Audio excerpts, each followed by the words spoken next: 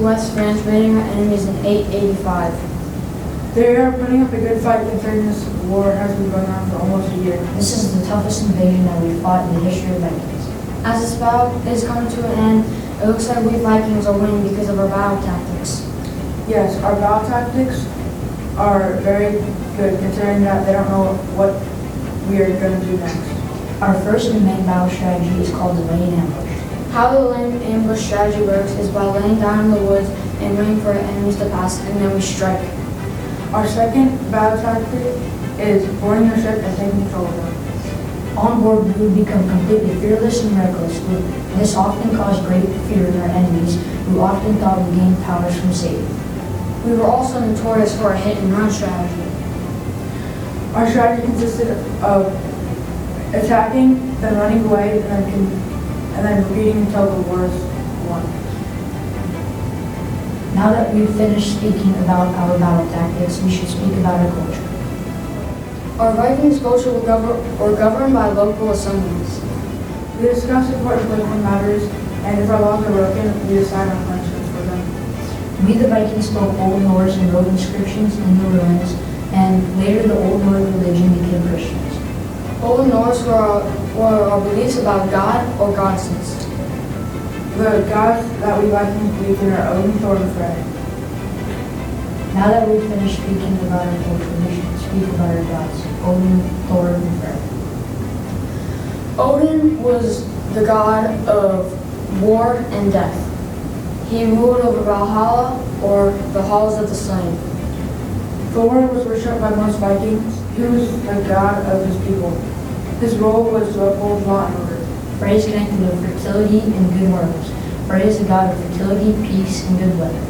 Now since we are done talking about our gods, we should get back to the battle in West France. This was the most successful battle we have fought yet. Now we will go home and celebrate with a big feast. So this might be the last time we meet. Cheers. Did you know Nike was the least popular brand before Michael Jordan signed a deal with them? Now he is the biggest endorsement revenue for Nike. Today we are going to be talking about the history of Nike, Nike's track line, Michael Jordan his line of shoes, and basketball shoes. Let's talk about the history of Nike. Nike originally started in 1964 by Phil Knight and Bill Bowerman. Bill used his wife's waffle iron to make the sole to increase speed and agility. Caroline Davidson was credited for making the Nike swoosh in 1971 and was given $35, a gold ring, and shares of the company years later. At the time, Caroline was a graphic design student at Portland State University. The moon shoe debuted in 1972 Olympic trials in Beijing. The shoe's name came from the sole leaving footprints on the track that reminded athletes of footprints on the moon. Let's talk about track shoes, but Nike was most well known for in the beginning. It is also proven that runners wearing Nike took about 60% of podium spots in Tokyo's individual track events, giving you an advantage while wearing Nikes. Another example of Nike giving an advantage was Kenyan runner who ran a sub-2-hour marathon wearing the Flynex, Alpha Flynex. Nike's track line has helped achieve many things for the brand, not only by giving the company a kickstart, but for the individual athletes that wear Nike's track shoes in the Olympics. Around 1980, Nike started giving endorsement deals with NBA and NFL teams, the biggest being Michael Jordan. Let's start with some of the biggest endorsements for Nike. Michael Jordan was a huge endorsement who really put them on the map. The first Air Jordan shoe was originally $65. Michael Jordan also makes $60 million a year. Nike has another endorsement deal in Tiger Woods, who has had a great impact on Nike's golf line of clothing, shoes, and equipment. He makes $20 million a year, and with him being a celebrity, he helps promote Nike, giving them more sales revenue. LeBron James has been with Nike for a very long time, earning almost $15 million. He's done lots of advertising and player signatures to help boost Nike's apparel and reputation. Nike, a track sponsorship that started in Beaverton, Oregon, is now one of the most recognized brands in the world. Now let's talk specifically about Michael Jordan and his line of shoes. Michael Jordan was drafted 3rd overall by the Chicago Bulls in 1984. And before he had even set foot on the NBA court, he was given a 5-year endorsement deal by Nike for $2.5 million. Michael Jordan was going to sign with Adidas. He stated that if their offer was getting close to what Nike was offering, he would sign with them instead. It was not. Another shoe Nike has made with the Nike Dunks. The Nike Dunk Highs were originally released in 1985. They were a high-top basketball sneaker at the time. They are similar to the Air Force One and Jordan 1. Many college teams used Nike's Dunks as their team shoe. Later on in the 90s, it was popular for skaters to wear them. As we talked about earlier, Michael Jordan had a big positive impact on Nike and will go down in history as one of the greatest endorsers Nike will ever have. David Fultz named Air Jordan because of the ability to gracefully fly through the air while making his famous dunks on the court. Nike has made estimated sales revenue of $20 billion from Michael Jordan. But he only receives 5%. As of 2020, Michael Jordan has received $1.3 billion from Nike, the most any athlete has ever made from Nike. The current most popular basketball shoe is the Kobe 6. Nike leads the NBA in the NBA shoes race with Adidas in second place. Overall, the topics we've covered have been very beneficial to the company's popularity, and Nike started as a small business and is now one of the most influential and successful brands in the world. Thank you for your time, and I hope you learned something new today about Nike. Did you know the actual Titanic was called the Olympic? Yes, it switched before it set sail. On April 14th, it went on its maiden voyage. The Titanic set sail to the North Atlantic Ocean, heading from Southampton, England to New York, U.S. The Titanic was one of the largest ships afloat and passed many records of size. There was many competition when building boats, and the Titanic was one of them. If the Titanic couldn't be faster, it had to be bigger when building it. The Titanic was a luxurious steamboat. It had 840 staterooms and a pool aboard. The Titanic was known to be unsinkable, and it cost $7,500,000 just to build it. It had two sister ships which were built around the same time. Once it was about 400 miles offshore, the captain saw a big iceberg, but the ship was too heavy to turn. All they could see was the iceberg because of the fog that day.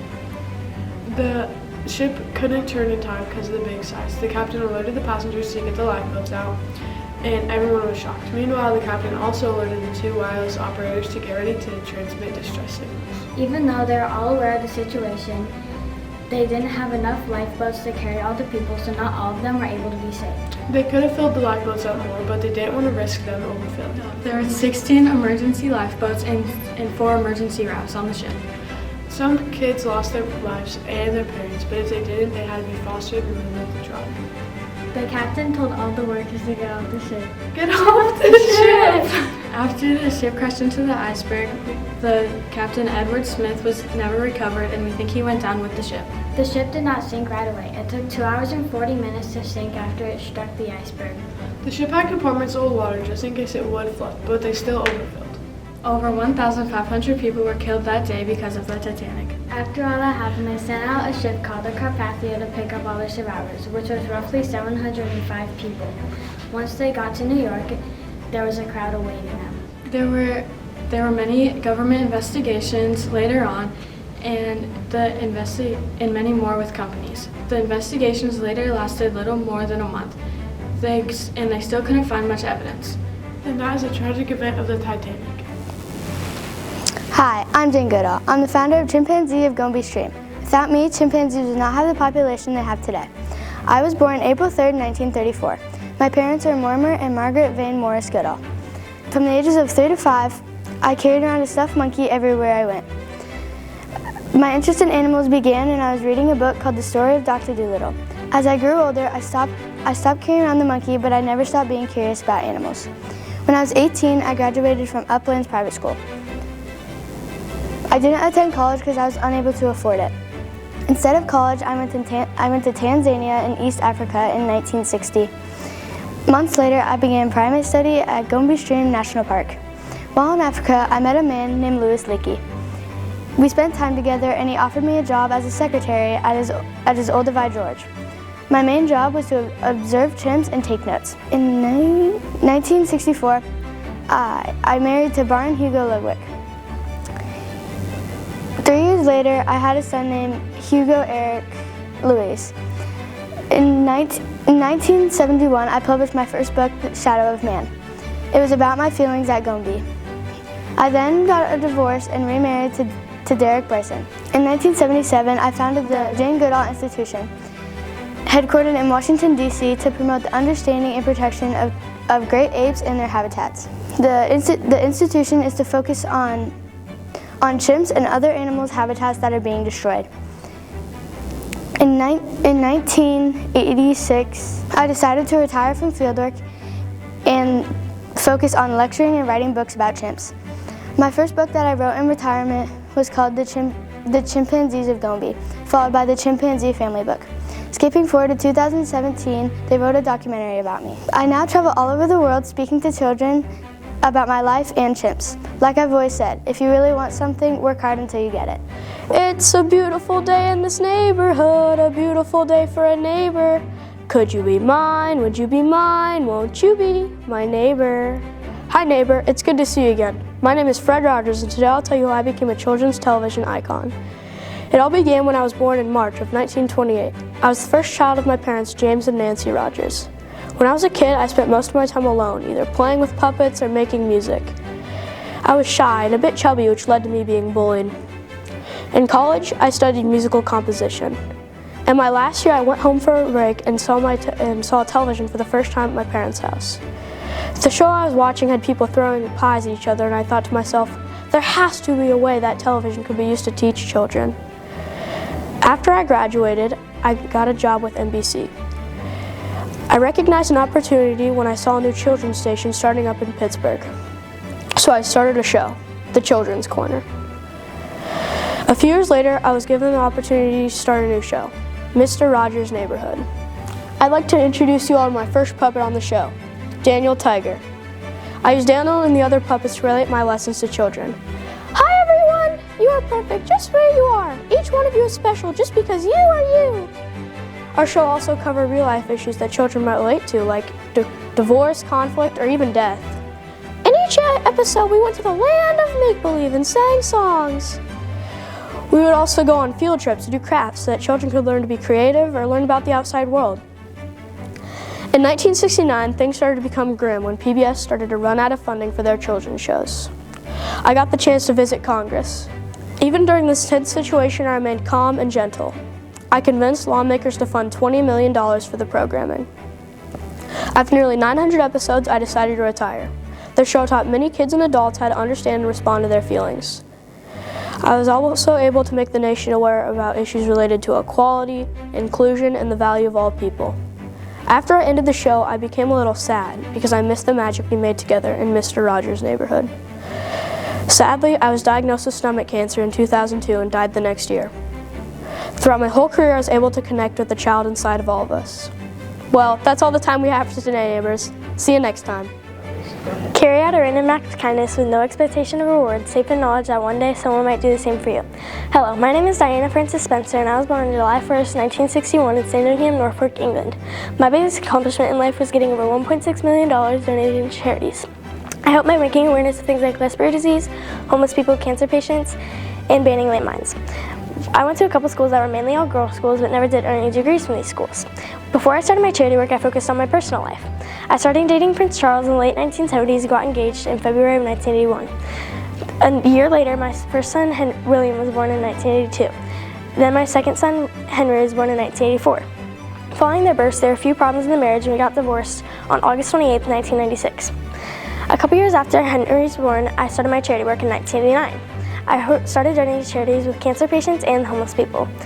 One of the quotes I used to say a lot that affects these generations is the biggest disease this day and age is the feeling of being unloved. That's another huge deal I worked with, the feeling of being alone or unloved. Another thing I worked with is the cause of cancer. I tried to make cancer patients feel welcomed and homed in their habitats. Another thing I worked with is banning landmines because lots of the people that planted them, it ruined the environment. Another thing I worked with was starting charities that donated over $1.6 million. One of the main hospitals that I got a bunch of charities to donate to is Great Ormond Street Children's Hospital in Lincoln. A couple years after I won the humanitarian award in Italy, in 1995, a disaster struck. I got into a car accident with my boyfriend at the time, Dodi Al-Fayed, driver Henry Paul, and Trevor Reese Jones. The crash happened at the Pointe de Lemar tunnel in Paris, France, where the driver lost control of the wheel because a couple of photographers were running across the side. When this happened, the car crashed into the tunnel, and the only survivor was the bodyguard, Trevor Reese-Jones.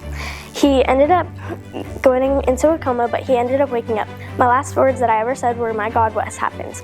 A couple years after I died, the Diana Award was made, where anyone ages 9 through 25 can receive it for doing world peace work. That's all that I have to say, and if I didn't choose to do what I did back then, landmines would still be big and this rare disease wouldn't be known. That's all for right now, and I appreciate you listening, but right now I think it's best if I go back for my eternal rest. The best and most beautiful things in the world cannot be seen or touched. They must be felt at the heart. Hello, I am Hellen Keller. I was born in 1880 in Alabama. I was born a healthy baby, but at 19 months after developing a very high fever, I became blind and deaf. This made my life very difficult and allowed me to do very few things until I met one special person. As a child, I did not learn much and could not attend school. It was hard because it felt like I was in a dark hole until I met my teacher, Ann Sullivan, who was partially blind herself. I was just 6 years old when my mother and father hired Ann. My first word was water, which I also learned at 6. Ann had a huge impact on my life and taught me almost everything I know. She realized I needed discipline, kindness, and a way to communicate with others. To read, I had to feel pressed out letters from a book to sound them out. This was very difficult, although Ann helped me all the way through the process. One of my biggest regrets in life was never getting married or having any children. Although I was once secretly engaged to a man named Peter Fagan, who was a news reporter. When my family found out, they forbade me from marrying him because they believed it was impossible for me to be married as a blind and deaf woman. Later in my life, I started a career which involved writing for newspapers, articles, and essays using a Braille typewriter. I spoke out for women's suffrages in World War I.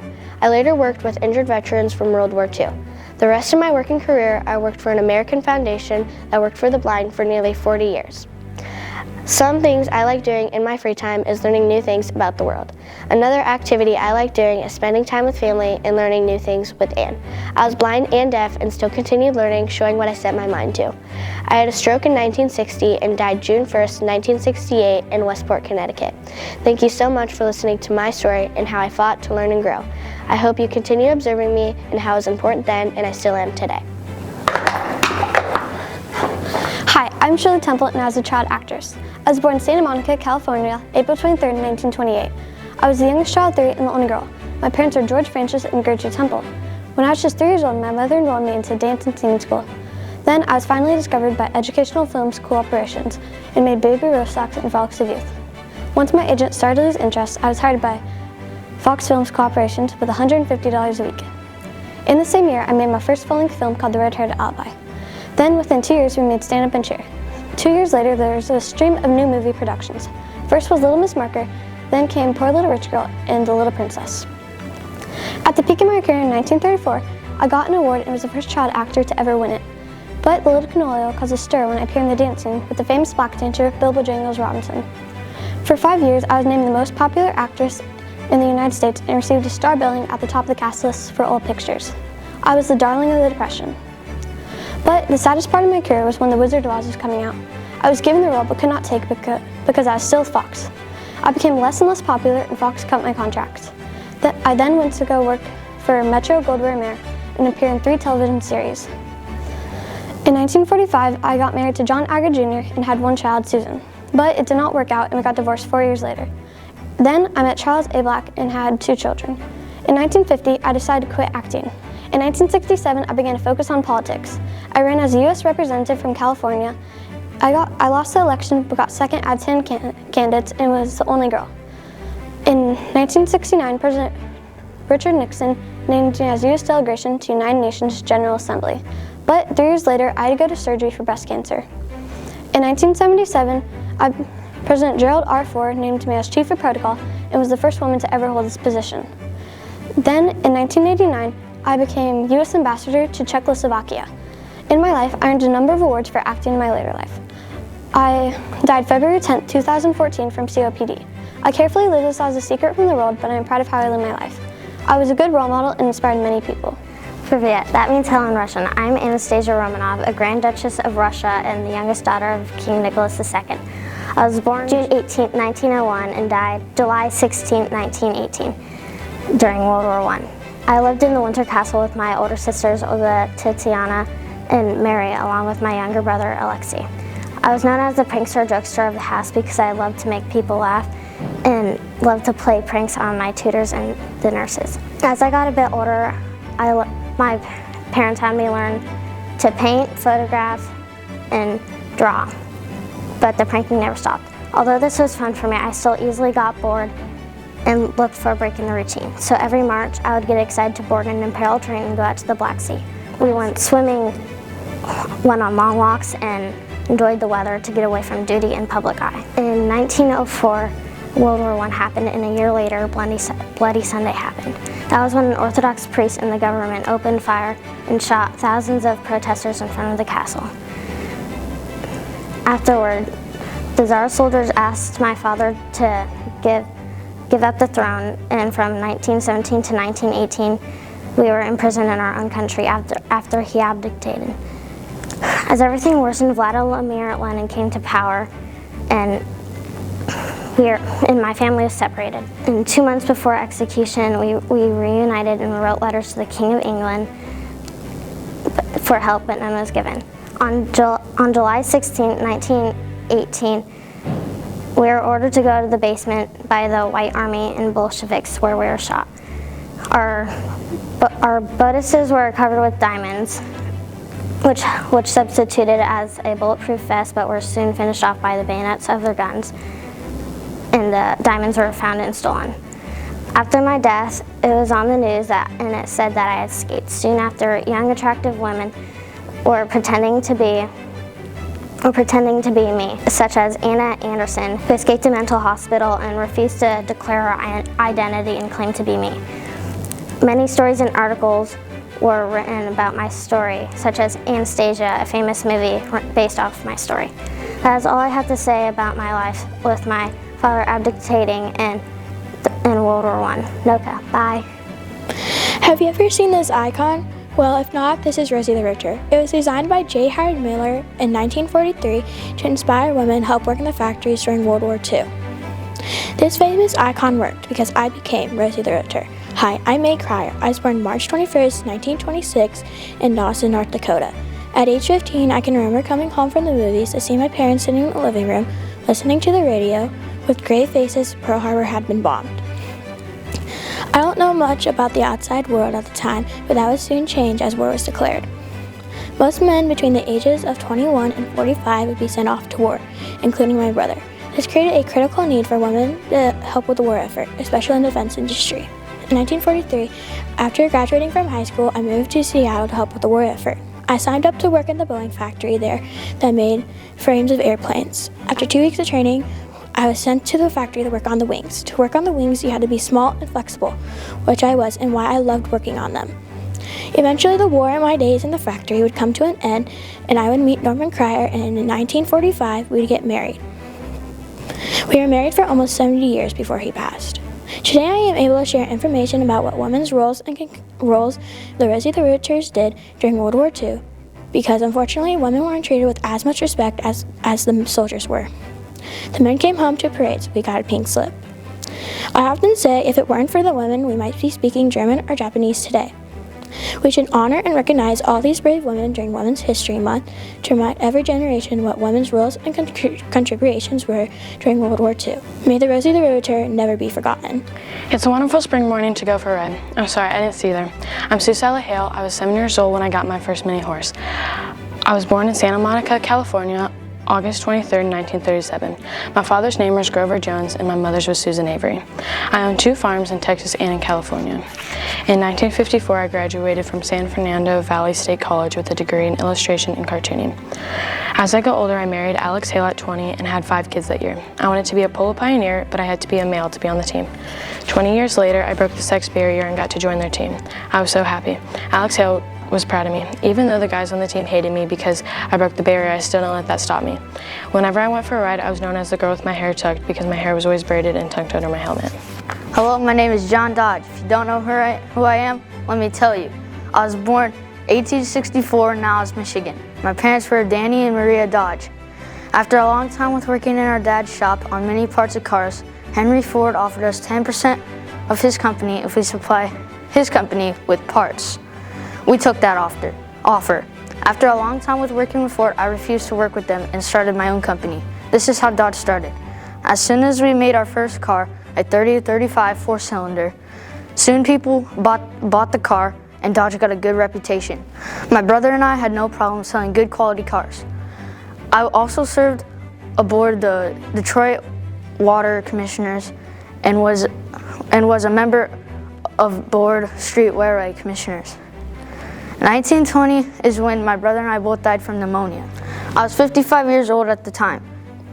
8 years after my death, a guy named Walter Chrysler bought the industry. This made Chrysler the third biggest automaker in the world. I was buried at Woodlawn Cemetery in Detroit. Finally, in 1997, I was inducted into the Automobile Hall of Fame. And remember, there's no twilight zone of honesty in a business. A thing is right or it's wrong. It's black or it's white. Next time you see a Dodge car or vehicle going down the road, remember me, John Dodge. I'm Penny Marshall. My biggest accomplishment was the movie I directed, Big, and it was the first movie directed by a woman to gross over $100 million at the box office. I was born on October 15th, 1943 in Bronx, New York. My parents are Tony Marshall and Marjorie Marshall. I had two siblings, my brother Gary Marshall and my sister Ronnie Hellen. My father was a movie director and my mom was a dancer and an actress. I went to Walton High for all of my high school years. Once I graduated from high school, I went to the University of New Mexico where I studied math and psychology. 2 years into college, I dropped out to marry my ex-husband Michael Henry and went on to have my firstborn child. We were married for 3 years before we got a divorce. After the divorce, I worked as a secretary, which I didn't like, so I moved to Los Angeles and tried to get into the show business. While there, I got reacquainted with my brother, who was a comedy writer, and my sister, who was a casting director and producer. My first time on TV were for BD ads, and I always got the role of the before person. I then got the part Myra Turner, the secretary, in The Odd Couple, a show my brother wrote. After that, I scored a big part in another one of my brother's series, Happy Days. My brother then created a spin-off version of Happy Days called Lovelynn and Shirley, which was about two women who work at a Milwaukee brewery, and the show features their lives. It was a big hit for several years before the show started to go downhill. 2 years later, my friend Whoopi Goldberg convinced me to take the director's chair for the movie Jumpin' Jack Flash. It wasn't as successful as I hoped it would be, but it got me thinking about my future in the show business. It was a while before another one of my shows grossed over $100 million at the box office. The movie was called A League of Their Own. In 2009, my agent denied that I was battling lung cancer. Later, I did reveal that I did have lung cancer, but that didn't stop me from putting a smile on everyone's face. On December 18th, 2018, I died due to complications from diabetes in my home in California. One of the quotes that I lived by was, "Try hard, play by the rules, help your friends, don't get too crazy, and have fun." And action. My name is Hedy Lemar. You might know me as an actor, but in my 20s I made an invention that we still use today. I was born on November 9th, 1913, Vienna, Austria. I had 3 kids and 6 spouses, but I divorced mom. When I was a little girl, I'd go on walks with my father, who would tell me the different inner workings of different machines. I would receive much attention from my father, who would be a bank director and a curious man who inspired me to look at the world with open eyes. I was very interested in acting, and I was fascinated by the theater and film. At the age 16, I went to Max Richter Drama School and started my first film called Infancy. In the year 1937, I went on a ship to Hollywood, and I made it onto the acting of Infancy. I was in a total of 43 movies in a career of 28 years. My accomplishments. I had many accomplishments, but only 2. One of them was called the Oscar of Invention Award, and the second one was the Frontier Pioneer Award. You may not know my invention yet, but it's called frequency hopping. It's a transmitting radio signal for currently changing frequency radio signals for natural disasters and danger around the neighborhood. My death in 2000 was in Orlando, Florida, and I died from a heart disease. Hello, I'm Elizabeth Alexandra Mary Windsor, born on April 21st, 1926. Most people know me as Queen Elizabeth II. I was the oldest child born to my parents, the Duke and Duchess of York, who later became known as King George VI and Queen Elizabeth. My father became king in 1937, making me the next in line to the throne. I spent my early years in London until 1940. During World War II, my sister and I moved to Windsor Castle for our safety. I received my education from home. In 1947, I married my husband, Prince Philip. Our first child, Prince Charles, was born a year later. We had 3 more children, Princess Anne, Prince Andrew, and Prince Edward. I became queen in 1952 following the death of my father. My coronation was not held until 1953. At Westminster Abbey, my children Charles and Anne were present. During my reign, the monarchy became more modernized. Most of our lives became televised, including the breakup of several royal marriages and the fire that destroyed Windsor Castle. I try to portray the monarchy as less traditional, so in 1992 I agreed to pay taxes off my private income. In 2002, I celebrated my Golden Jubilee for 50 years on the throne. Many celebrations were held to mark this milestone. In 2012, I celebrated my Diamond Jubilee for 60 years on the throne. In 2015, I became the longest reigning monarch in British history, passing Queen Victoria. In 2021, my husband Prince Philip died. Due to COVID restrictions, I sat alone at his funeral. In 2022, we celebrated my 70th year on the throne with my Platinum Jubilee. My health was declining at this point, so on September 8th, 2022, I died at the age of 96. I was known for my serious interest in government. I helped serve over 500 charities in my lifetime. I was also known for being an avid horsewoman and attended many races in Kentucky and the U.S. My family was most important, so I raised 4 children and I welcomed many grandchildren and great-grandchildren. During my Golden Jubilee, I was observed saying, "Our children and all my family have given me such love and unrestrained help over the years, especially in recent months. I lived a fantastic life. I declare before you all, whether my life long or short, shall be devoted to your service. Thank you, and good night." Oh, hi, I'm Wilma Rudolph. I'm an Olympic track star. I was born in 1940 in Clarksville, Tennessee. I was the 20th of 22 children. My dad is Ed Rudolph, a railroad porter. My mom is Belanc Pettis Rudolph, a maid. When I was 4, I got polio. I had to wear a brace for several years. I was one of the unlucky few that had spinal cord symptoms. My doctor told me that I would never be able to walk again. My mom said I would. I believed her. At the age of 8, I worked past my post-polio symptoms and started playing basketball. I played through junior high and high school. At one of my games, I was noticed by Ed Temple, who is the unofficial, unpaid track and field coach at Tennessee State University. At the age of 16, I was the youngest member of the U.S. track and field team. I won my first medal in the women's 400-meter relay. I was the first woman from the United States to win 3 gold medals in 1 Olympic game. After the Olympics, I went on to teach, run, coach a community center. I have also made many appearances on television. I've been married twice and have 4 children. In 1980, I was in the Olympic Hall of Fame. In 1994, I passed away in Tennessee after I lost a battle to brain cancer. That's all for now. I've got another race to run. Are you ready for it? Do you guys have tickets to the Eras Tour yet? I heard that the tickets cost a lot. Yeah, they sell out in a matter of minutes. I know it's expensive, but did you know that it takes 50 semis to transfer all the equipment? Wow, that's a lot. Yeah, but did you know that Taylor Swift gave everyone in the crew a $100,000 bonus? Why? Taylor Swift's expressing gratitude to stage crew, dancers, and musicians who help keep the tour going. Okay, but how did Taylor Swift get her career started in the first place? Taylor Swift started singing when she was 14 years old, and her very first song was Tim McGraw. I know that song. It has over 100 million streams on Spotify. Her first song on the Billboard's Hot Country charts was Our Song. She also was the first woman with 4 new number 1 albums or on the Billboard chart top 10 at the same time. Wow, that's impressive. I also heard she has the most streamed country albums on Spotify in a single day. Yeah, she's toured many stadiums worldwide. That's why she's so popular.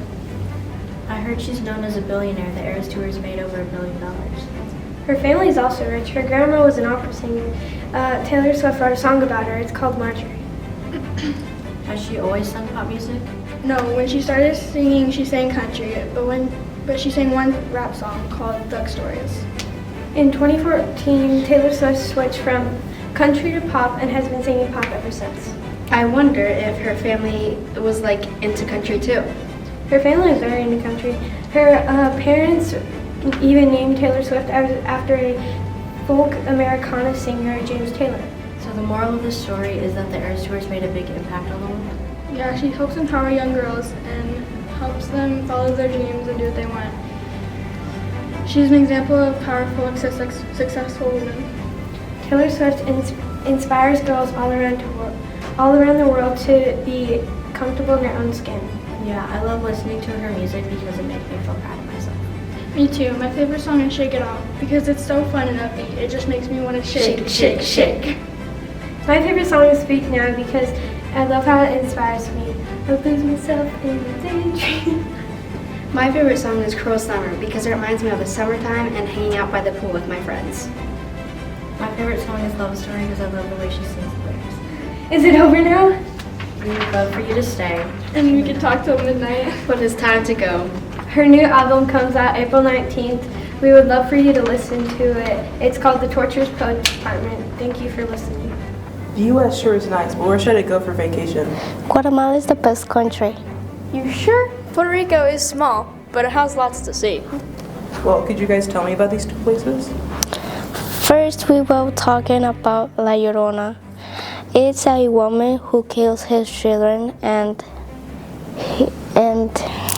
one time he started loving a man, and the man he not like so she goes to another woman, and the woman she not support that and killed his children. We have similar urban legends, but some are very different. For example, La Llorona is found on Las Cabadas Bridge. Ignoring her wouldn't be any use, because then she would appear in the car, freaking out the driver. That's why most accidents happen on the exact bridge. And there's the chupacabra. It is believed to have killed many animals in that same town. It has fish scales as skin, it has a crest on its head, and it has a long tongue that is used to drink blood from other animals. Okay, now that you guys have scarred me, do you have any traditions that would be similar to the ones we have in the U.S.? La Semana Santa is like a tradition from Guatemala that all family they can be together and make food and eat with their family. Puerto Rico has patron saint festivities. During this festival, the locals gather in the main square and carry out different activities, parades, games, and a wide variety of typical food, and a mix of music with complimentary hits and folk tracks are the main attractions. The Mask Festival is one of the most deeply rooted traditions in Puerto Rico, dating back to the 19th century. Well, I do know a few things about what? La Quema del Torito is a tradition from Guatemala that all men dance. The Coffee Festival celebrates the elusiveness of this drink. With all other activities, you can enjoy parades and good music. Some of the best coffees in the world are made in this area.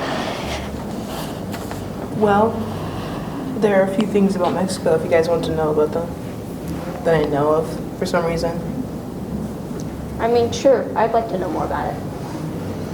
Well, Mexico is a society characterized by extreme amounts of wealth and poverty, with a limited middle class weighed between an elite cadre of landowners and investors. On one hand, it has masses of rural and urban, and on the other, urban and poor on the other. Also, in 1845, U.S. Congress voted to annex the Republic of Texas, which has secured its de facto independence in 1836 from Mexico. In the Texas Revolution, that Mexico refused to formally recognize its sovereignty. Thank you for sharing some about Mexico. No problem. Now, where should I go? We have told you about the traditions and urban legends. I believe that's all to tell. Well, then I'll go to both. For 1 week, I'll go to Guatemala, and for the next, I'll go to Puerto Rico so I can experience both worlds. Hey you, yes you, what did you drive here tonight? Oh, we will fill you in with all the information you need to know about Ford cars. Yes, my name is Henry Ford and I made the first Ford car. I will be telling you about the timeline. I will be telling you about who he was and how he got the idea of the first car. This should be interesting. So, who is Henry Ford?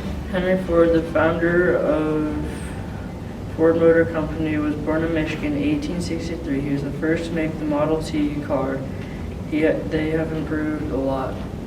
Yes, he made a huge impact on the world. If he did not invent the car, then we don't know where the car industry would be at. We could just be in the process of the first car if he did not get the idea of the first car back in 1896. The first Henry Ford car had 4 wheels and a seat in the middle. How I got the idea of the first car was I had my own shop a block away from my house and put wheels on a frame with a motor. And some people thought that we were crazy when they found out I was one of them. But when I was 18, I was head chief engineer of Addison Illuminating Company. And that's where we all thought he was crazy. But was I crazy after all? Who are you? I'm Henry Ford's assistant, Harry Bennit. My grandson had gone to jail, and that's somewhat how I got the idea of the car so I could pay money for his bail. We have sport cars and we have Ford cars, obviously, and lots more, like. Yep, that's right, but I was inspired because I wanted to go from place to place faster. Henry? I did not know that. Yeah, that's true, but my actual inspiration was to create a way for agricultural reasons to make tractors, plow fields, and transport cattle, and we also made planes for World War II. Henry Ford created the first car called the quadricycle on June 4th, 1896. Yep, that's right. I was maybe one of the biggest impacts on the world. I helped make the quadricycle by working on the frame. Hey, I was supposed to say that, but it's all true. And also in 1906, Ford becomes the top-selling brand in the U.S. with 8,729 cars produced in 1908. Model T is introduced, 15 million are produced through 1928. Imagine yourself as a slave being taken away from your family. This is slavery. Slavery started in 1619 when a ship docked in Jamestown, Virginia. 20 people were kidnapped from their homes in West Africa to become slaves. Near 1860, over 80% of the black U.S. population were slaves. In 1831, the Underground Railroad was founded. Between 1810 to 1850, it helped over 100,000 slaves escape to freedom. One story says that the Underground Railroad got its name in 1831 when a slave named Tice Davids fled from Kentucky to Ohio. His master joked that he must have gone in an Underground Railroad. Then the term stuck. There was also a famous Underground Railroad conductor, Harriet Tubman. She was famous for helping many slaves get to freedom. Even though the Declaration of Independence says that all men are created equal, in 1776, 500,000 black people in the U.S. were enslaved. Revolutionary leaders like George Washington were enslavers too. They thought that Africans were inferior to whites. Then, in 1865, slavery ended in the U.S. 15 million men, women, and children died because of slavery. 100,000 people escaped. To this day, everybody is using tractors for harvest, but we can all think about the slaves when they started agriculture in the U.S. We're going down. Hail Mary, full of grace, the Lord is with thee. On October 13, 1972, a plane on its way to a rugby match in Chile crashed into the Andes Mountains. They were stranded there for 72 days. Today we'll hear from 2 of the survivors, Nando Parado and Roberto Canessa. Do you remember October 13th, 1972? Oh yes, how could I forget that day? Yes, we were flying to our rugby match in Chile when we hit some turbulence. I remember wondering if the plane was supposed to fly that close to the mountains. The passengers were panicked and chaos ensued. Suddenly, we slammed into the mountain and the tail and wings of the plane detached. Multiple people got sucked out the back of the plane. Unfortunately, everyone in row 10 and behind had died. I was in row 9. We slid down the mountain. We tumbled for what seemed like hours, and we didn't stop until we hit a big snowdrift. Due to the impact, I was knocked unconscious and didn't wake up for 5 days. On one of the first few days, we saw a plane and we thought that we were going to get rescued. So we made the terrible decision to eat all the rest of our food. Sadly, we didn't get rescued at that time. On the 3rd day, we were all starving and we had already eaten all of our food, so I suggested eating the dead. It was only a matter of time before their bodies decomposed themselves anyway. It was a step that no one wanted to take, however, we were all starving, so we took a shard of glass and cut into the flesh of one of the bodies. On the 5th day, Nando surprisingly woke up, but his sister had fallen ill with hypothermia and her injuries had affected her too. When I woke up, I immediately hugged my sister Susanna. I was informed my mother had tragically died in the night of the crash. A lot of days went by in a blur. On the 17th day, we were laying down sharing stories when we heard a low rumble. It was an avalanche. The snow came piling in and buried most of the plane. People were trying to get out, gasping for air. In that moment, I thought I wasn't going to make it out alive. 8 people died in the avalanche. Out of 45 people, only 19 had made it out alive. The next day we had to do something, so we dug our way out of the plane. We were hungry and cold.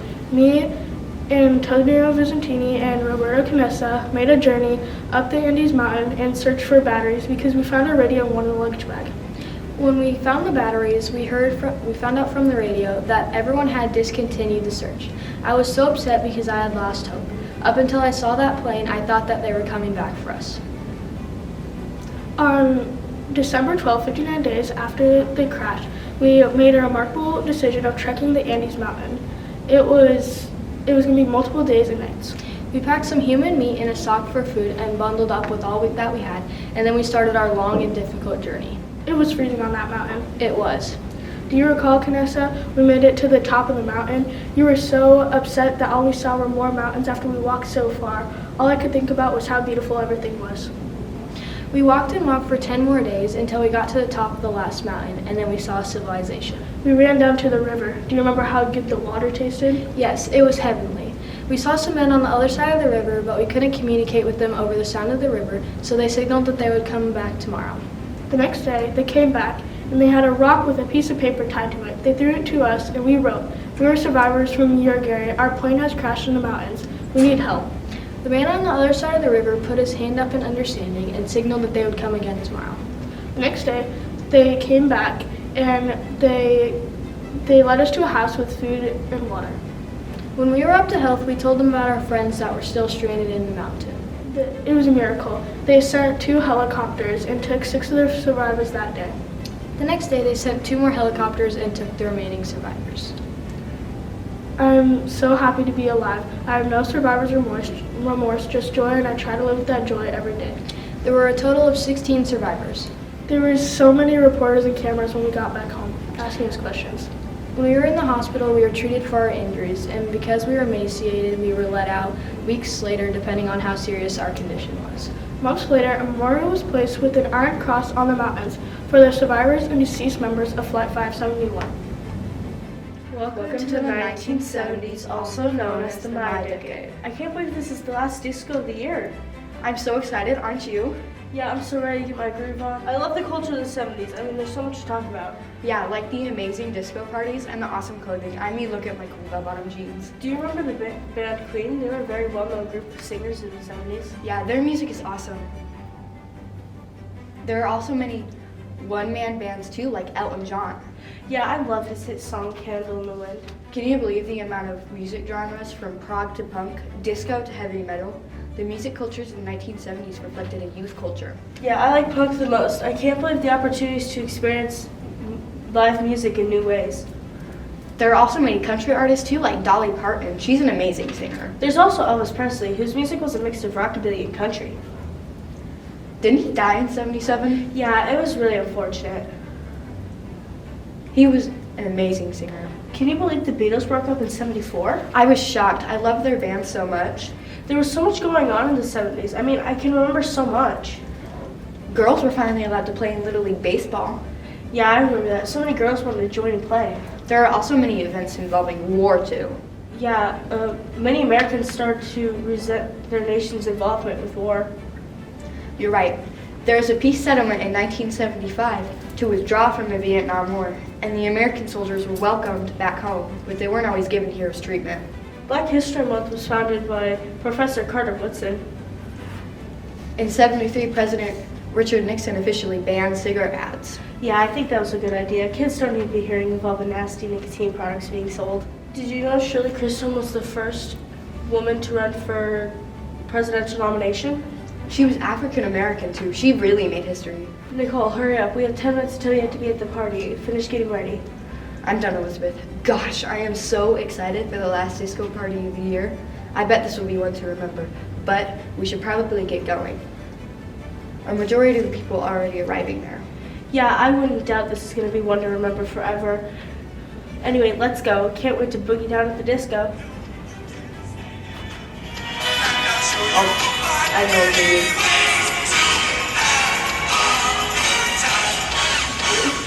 Just do it.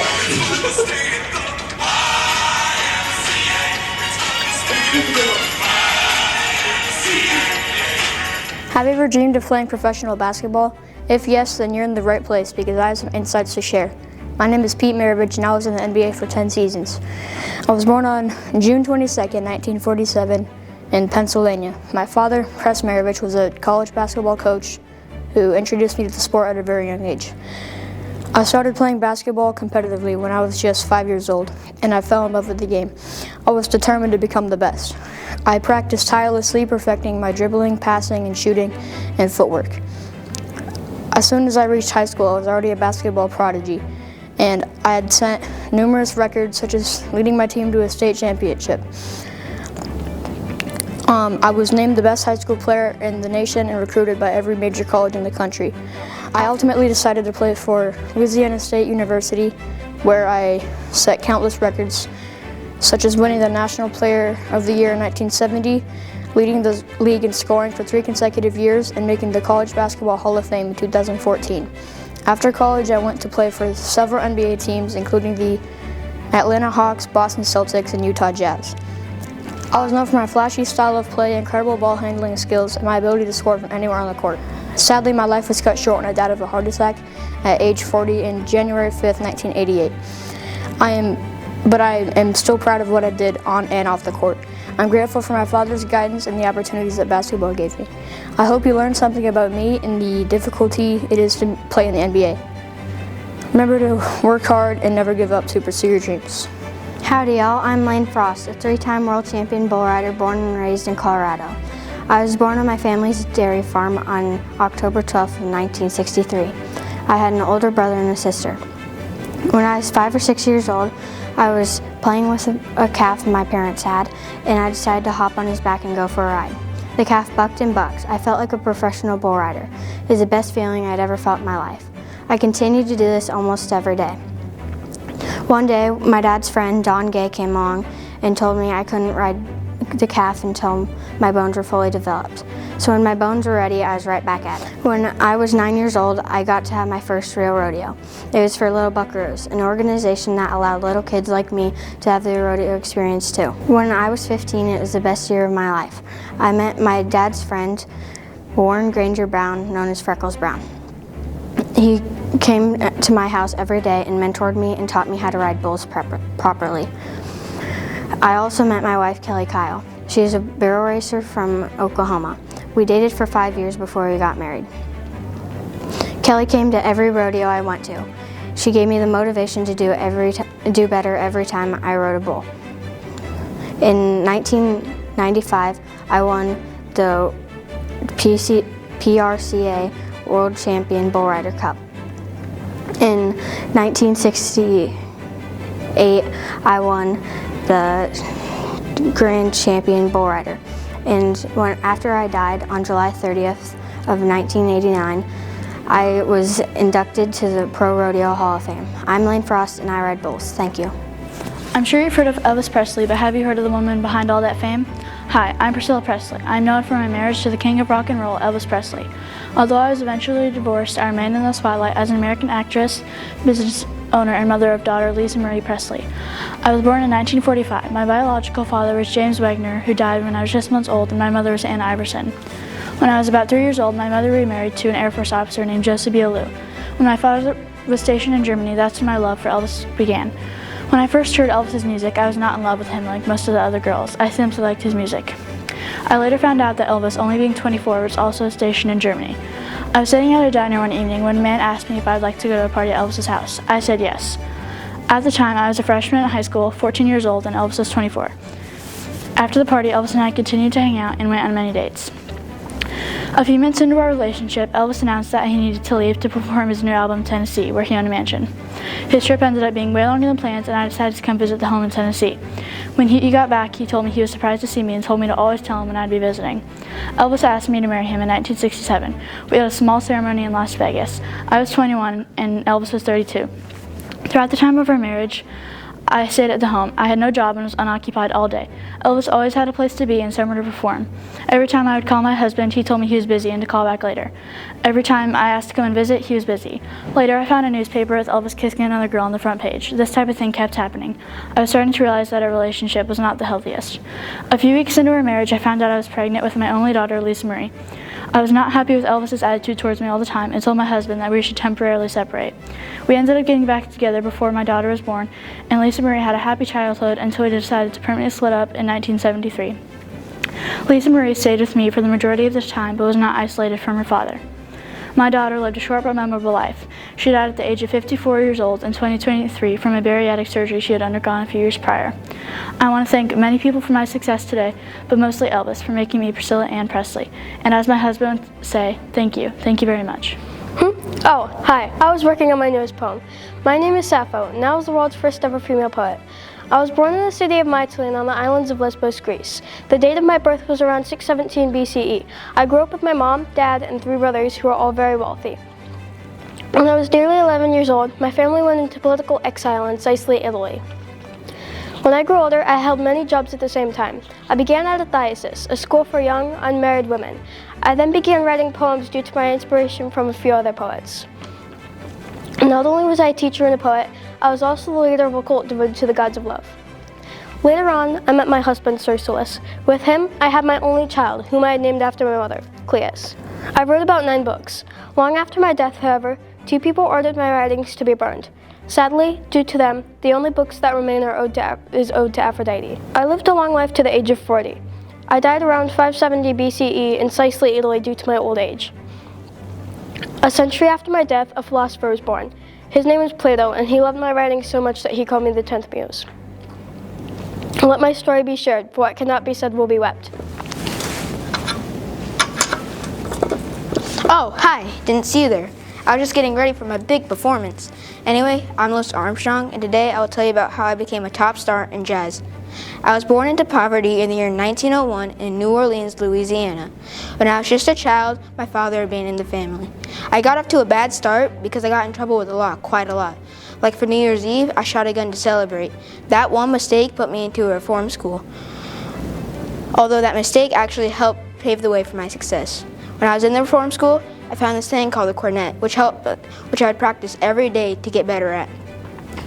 After a while, my dad asked to appeal for my release. After the judge approved his appeal, I was able to go home. When we entered World War I made one of my biggest hits. After a bit of time, I started to play on boats. In 1921, I was done with the boats and had a band leader from New York invite me to his band. I said yes and joined the band. After a couple years, I started to do recordings on my own. When my mother came to visit me, she later died. The expenses from a book I made helped me get a car so I could get around faster. After another couple years, my band moved to New York. When I was there, I got myself a manager to help with my work. Although he wanted me to be a soloist, I stuck with my band. After some time in New York, I went to California and stayed for a year. When I was there, I began my film career. After my stay in California, I went back to Chicago, where I found out my relationship with Lil, my wife, was getting out of hand, and which later led us to getting a divorce. Although that happened, I still got back to work and hired a new manager.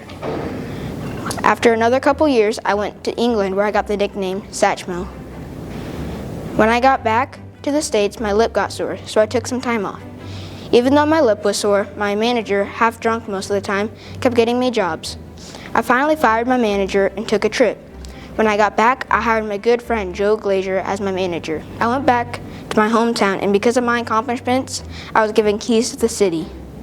Although I wasn't as creative as my younger self, I still managed to get one last popular song. Although no one likes to sing, all good things must come to an end, just like people. I found out when I was having heart problems, which later made me pass. But I will always be remembered as the master of jazz. If I don't practice for a day, I know it. If I don't practice for 2 days, the critics know it. And if I don't practice for 3 days, the public knows it. Wow, Quin, I can't believe the 8 are almost over. There have been so many ups and downs. It was a radical decade. I know, right? There's so many different things to talk about. I don't know where to start. Okay. Let's start by talking about sports. What kind of sports do you want to talk about? Basketball or football? I think we should talk about football. What made football so great in the 80s? Well, the 49ers, led by Joe Montana, won 4 Super Bowls in the 80s. Dang, that's more than the Cowboys have ever won. Okay. We don't need to make fun of them, even though they lose in the first round of the playoffs every single year. You know what? I think it's time to move on to basketball. What made basketball so great in the 80s? It's not what, but who, dude. Michael Jordan made basketball so great in the 80s. Why did Michael Jordan make basketball so great in the 80s? Well, first, it was his rookie year, and he won an Olympic gold medal. Wow, that's pretty impressive. Yeah, pretty impressive. I don't know, but I think this guy could be one of the most famous basketball players of all time. I don't know about that. There's been some great players. Hey Q, do you know any popular song artists? Yeah, probably the most famous, Michael Jackson. Some of his most famous songs were Beat It, Billie Jean, and Thriller from his album Thriller. I remember staying up late all night and watching his music videos on MTV. Of course, when they actually played music videos. I think it's time to move on to what everybody likes now, action movies. Oh, do I have some action movies for you? Some of the most famous movies in the 80s were Top Gun, Indiana Jones, and Die Hard. And yes, Die Hard is a Christmas movie. Okay, we get it. There were some pretty cool movies that came out. Do you know any major events? Yeah. How about when the Berlin Wall came down or when the Challenger exploded? Wow, dude, those were crazy. Yeah. How about, or when they tried to assassinate Ronald Reagan? I can't believe that happened. Yeah. Or when Mount St. Helens erupted for 9 hours. 9 hours, that's a long time. And we can't forget about the finding of the wreckage of the Titanic. Yeah, those were some memorable events. What were your guys' favorite memorable events from the 80s? Hello, welcome to the 90s. Today we're talking about music, fashion, and important events from the 90s. It was a good decade to be in. In 1990 and 1991, the internet ran its first test runs, becoming widely known and changing people's lives. That sounds cool. Some say it was a glorious time to be in the 90s because supermodels were the finest on the red carpet. It's very interesting, but in the music industry, this is when the rap and grunge music started to become popular. In 1991, a war broke out called Operation Desert Storm. The U.S. went to war with Iraq because they wouldn't withdraw their troops, lasting 43 days. Wow. Music was getting more violent. Gangster rap was growing in popularity, and they talked about drugs and street gangs. Gangsters. The slip dress became popular in the 90s. In fact, a British model, Kate Moss, wore this to the lead model agency. In 1992, it changed the way we communicate. Latino music grew in popularity. Country became more mainstream, and grunge and gangsta appeared. R&B and hip remained popular as did movie soundtracks. In 1992, outfits were a little more fancy. The windsuits were in style. They were made for a sporty, casual look, and a singer and actor Will Smith wore his outfit a lot. In 1993, the Hubble telescope was launched after having a faulty mirror replaced on it. It has taken millions of pictures of galaxies, black holes, and the birth and death of stars. Some pants to wear in the 90s were MC Hammer pants. Some other clothes to wear were iso-wash jeans, tube tops, big baggy jeans, and overalls. Michael Jackson plays Super Halftime Show. MTV Latin America is launched. Janet Jackson becomes the first female artist to debut a #1 hit in the USA with her second album, Janet. Miss Jackson, if you're listening.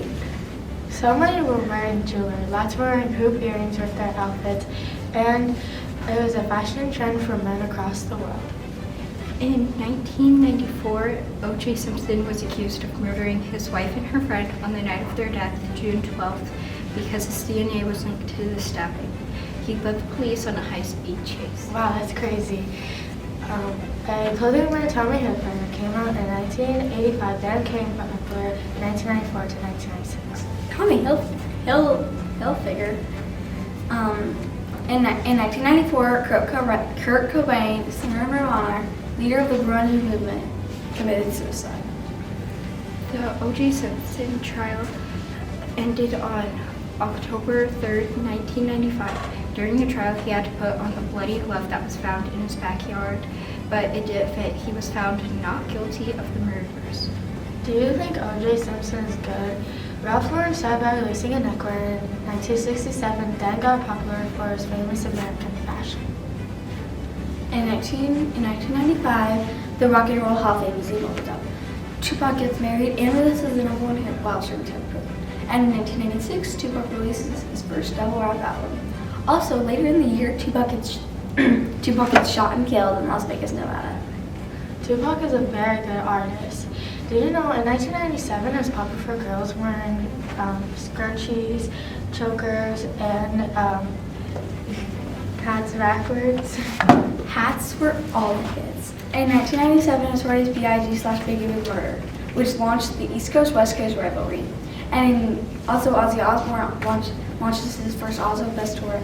And in 1988, Brandy and Monica dominated the Billboard charts with the duet The Boy Is Mine, holding the #1 spot for 13 weeks. That's not good for Biggie. In 1999, Y2K made people afraid that electronics would reset and not change over to the year 2000. They thought that banks would crash and ended up hoarding things in case of a doomsday scenario. Oh no. In 1999, Import Mounts came out from Jennifer Lopez, Moby, Blink-182, Dido, Black, and Jewel. They all came out on the same exact day. There's so many different styles from outfits to wear all the time in the 90s. I hope you enjoyed the amazing music, fashion, and important events of the 90s. Also, one last thing. 5, 4, 3, 2, 1. Happy New Year. Welcome to the 2000s. The biggest lie that you tell yourself is I can't. Hi, I'm Mason Lowe and I was a professional rodeo bull rider. I was born in Springfield, Missouri on September 12, 1993. I was 3 years old when I got the inspiration to ride bulls when I saw Chris Shivers riding in the PBR. I liked to ride the milk calves at my dad's farm. I always knew that this was my future. When I got older, I would participate in junior rodeos but would end up skipping high school rodeos to join the amateur league at only 15. As soon as I turned 18, I entered the PBR, and I did tour circuits. I advanced to the PBR World Finals. I would end up getting $100,000 that year. In 2016, I broke my wrist but came back strong later that year. I was riding at Oklahoma, and that's where I would get my first 90-point ride. The feeling was amazing. Nothing felt quite as good as that. The bull I was riding during that ride is named Bruiser, and he let me have it. It's one of the hardest bulls I ever had to ride. In 2018, I had rode my last full season in the PBR when I was ranked 9th in the entire world. In 2019, I would end up doing a rodeo in Denver, Colorado. It was an unfortunate time when I would end up getting on the back of a bull named Hard Times. Little did I know this would be the last time I ever got on a bull. It was normal until it wasn't. I was thrown from his back like any other time, except Hard Times, the bull I had drawn, had stepped on my chest, and I would later pass away from injuries to my heart. I would leave an everlasting memory in the PBR that will stay with every rider forever. I would end up getting a buckle awarded in my memory that will always be special. Hey, it's the one and only Stan Lee. I was born on December 28th, 1922, in the New York City apartment to Jack and Celia Lever. My family struggled through the Great Depression in the 1930s. I found a novel which inspired my career as a writer during this time. I attended DeWitt High School and graduated at the age of 16 in 1939. After high school, I finally got an opportunity to achieve my dream thanks to my Uncle Robbie Sullivan, who worked in publishing industry. My uncle helped me get a job at Timely Comics, which was known for publishing pulp magazines and comic books. I started at the company as a dog's body. I was responsible for filling artist inkwells and buying everyone lunch. I slowly worked my way up in Timely Comics until I was allowed to start proofreading scripts. My first published text piece was the popular Captain America comic series. I spent my early days as a writer producing backup stories. These successes eventually led me to promoted to editor in the early 1940s. In 1942, I joined the Army when the United States entered World War II.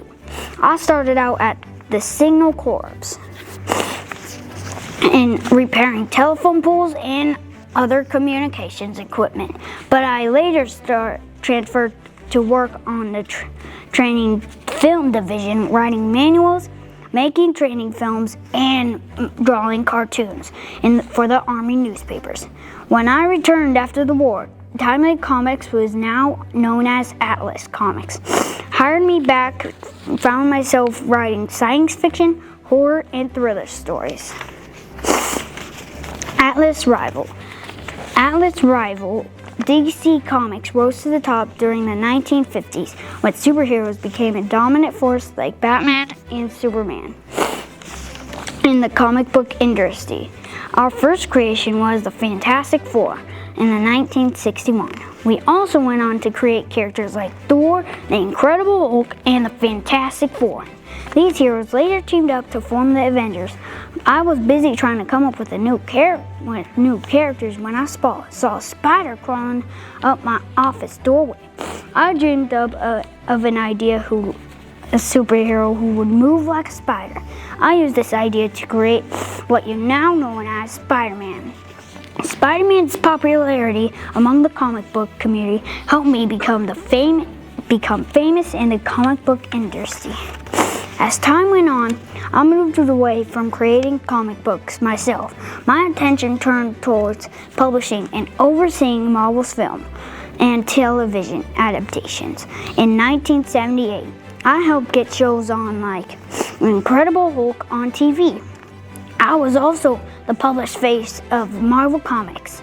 In the 1980s, I briefly served as president of the Marvel comic books.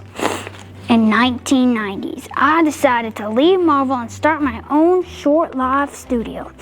That I later found success when I funded the property company POW Entertainment in 2001. I even wrote an autobiography and graphic novel called Romeo and Juliet, The War in 2012. Even after I left the company, I was still closely associated with Marvel Comics. I made several cameo appearances in many of my Marvel movies like Avengers, Age of Ultron, Infinity War, and Endgame, which was my last appearance. Iron Man 2 and 3, Thor, and Guardians of the Galaxy 1 and 2. Unfortunately, I passed away from cardiac arrest on November 12, 2018. At the age of 95, my ashes were given to my daughter, Joanne. I was one of the most loved and popular cartoonists in the world. Benny, I'm Sacagawea. Oh yeah, I forgot, you don't speak my language. Benny means hello in Shoshone. I was one of the amazing explorers to go on the famous Louisiana Purchase expedition. I brought my son along and I kept peace between the people we encountered. To this day, I'm still inspiring to many people, and if you don't know why, then I encourage you to keep listening. It all started when I was first born in 1788 as a Native American to my Shoshone tribe in what is now Idaho. My father's name was Agaitica and he was the chief of my tribe, and my mother's name was Otterwoman. Growing up, I had gotten used to living in teepees since my tribe had moved around a lot. I didn't have any sisters to hang out with, though, but I did have my brother named Camelot. As a kid, I didn't go to school as you may have, because I wasn't welcome due to the color of my skin. Instead, I was homeschooled by different adults in my tribe who taught me many things, including hunting, gathering, and caring for my tribe. When I was about 12 years old, I went on a buffalo hunt with a few members from my tribe, when all of a sudden our enemy tribe, the Hidatsu, had attacked, and I was kidnapped. A few years later, I was sold to a French-Canadian fur trader who later became my husband. I was 16 years old when I was married, and shortly after I got pregnant. My husband and I were asked to go on the expedition, and we had agreed. We both went along as interpreters. I went along as an interpreter and spoke both Hidatsu and Shoshone. I was 6 months pregnant when we had started the journey. The journey had started in May 1804 and ended in late September 1806. We had traveled through Missouri, Iowa, Nebraska, and South Dakota. I had my first son, Jean Baptiste, while I was on the journey, and after having my second child, Lizette, my health declined. In late 1812, I had died of putrid fever or possibly even typhoid fever at age 25. Due to how inspiring I had been, the U.S. made a $1 coin to represent my braveness, and it was a picture of me holding my first son, Jean Baptiste, on my back. I was very brave, and I hope that many people look up to me and find themselves to do what they set their mind to, no matter what's in their way. Like I've always said, amazing the things you can find when you bother to search for them. Only the gentle are ever really strong. Oh, hi, I'm James Dean, and I was just practicing one of my lines. Would you like to hear a little bit about me? Don't worry, my life isn't boring.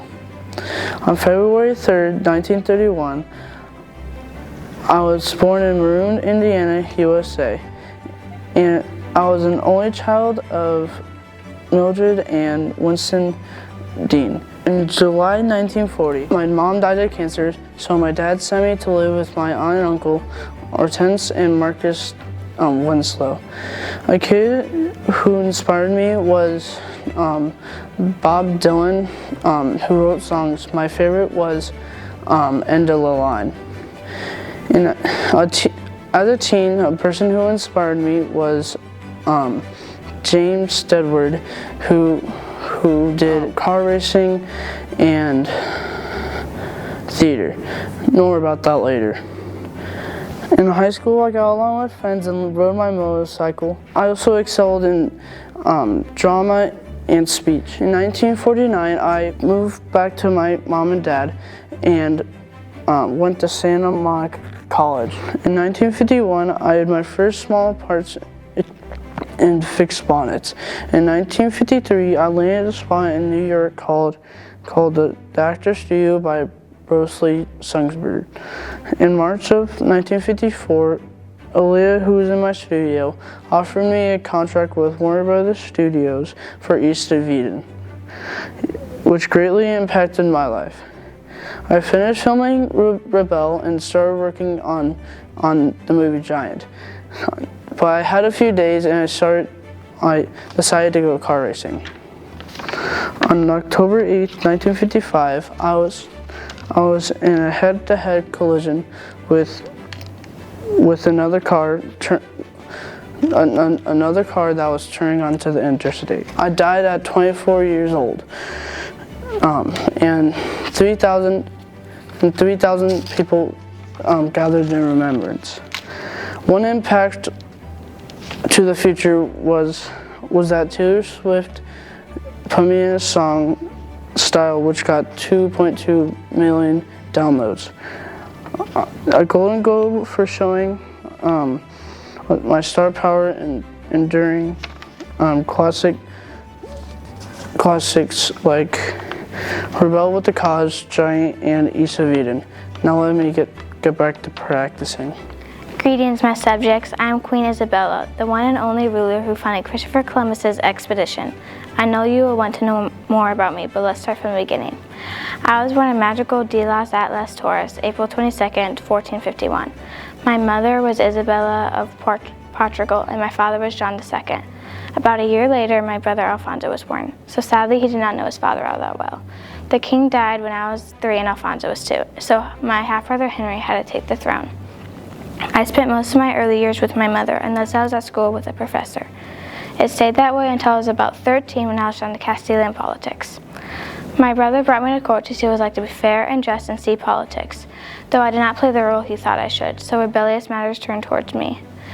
I do not look back at that moment as bad and frightful, though. I think of it as the moment I learned independence and how to make good decisions. I was not brought back to watch after that, so I developed hobbies. In my teenage years, I loved art and literature and going to school, while Henry struggled being king because he was rude to his citizens. The kingdom said I should take the throne, and Henry gladly stepped down and let me lead. Not long after, I married Ferdinand, who happened to be my second cousin, without my brother's blessing, which led to some difficulties that I paid almost no attention to because I devoted all my time to winning the war against Portugal my first 4 years of reign. When the war ended with success on Castillo's army, Ferdinand and I unified Castile. I was blessed with 7 beautiful children, but only 5 made it to adulthood. I was also a very strong religious believer in Catholicism, so a priest named a Catholic monarch. Not long after I funded Christopher Columbus's expedition to find the Americas. It was not an immediate decision, though. Me and my counselors and I went over all the unexpected things. In the end, we decided it was a good idea, and I gave Christopher all the supplies he needed. While I waited for Christopher to return, things were quiet. When Christopher finally returned, my popularity rose. What would America be like today if I didn't fund Christopher Columbus's expedition? I died April 26, 1504.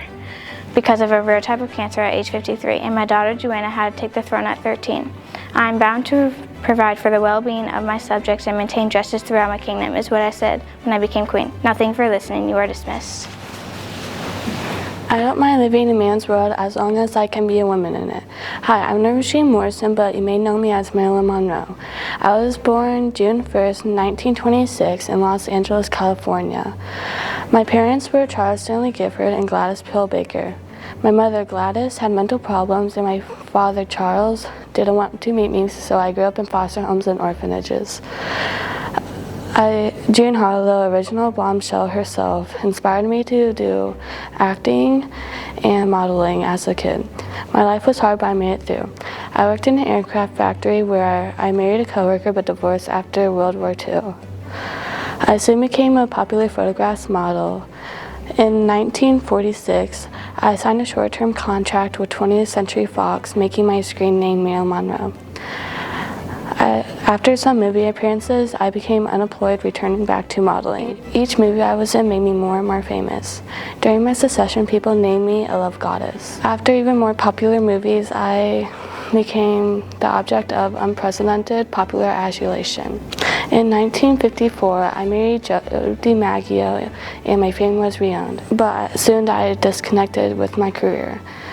I divorced Joe after 9 months because he was mentally cruel. I soon started studying acting in New York and became a talented comedian.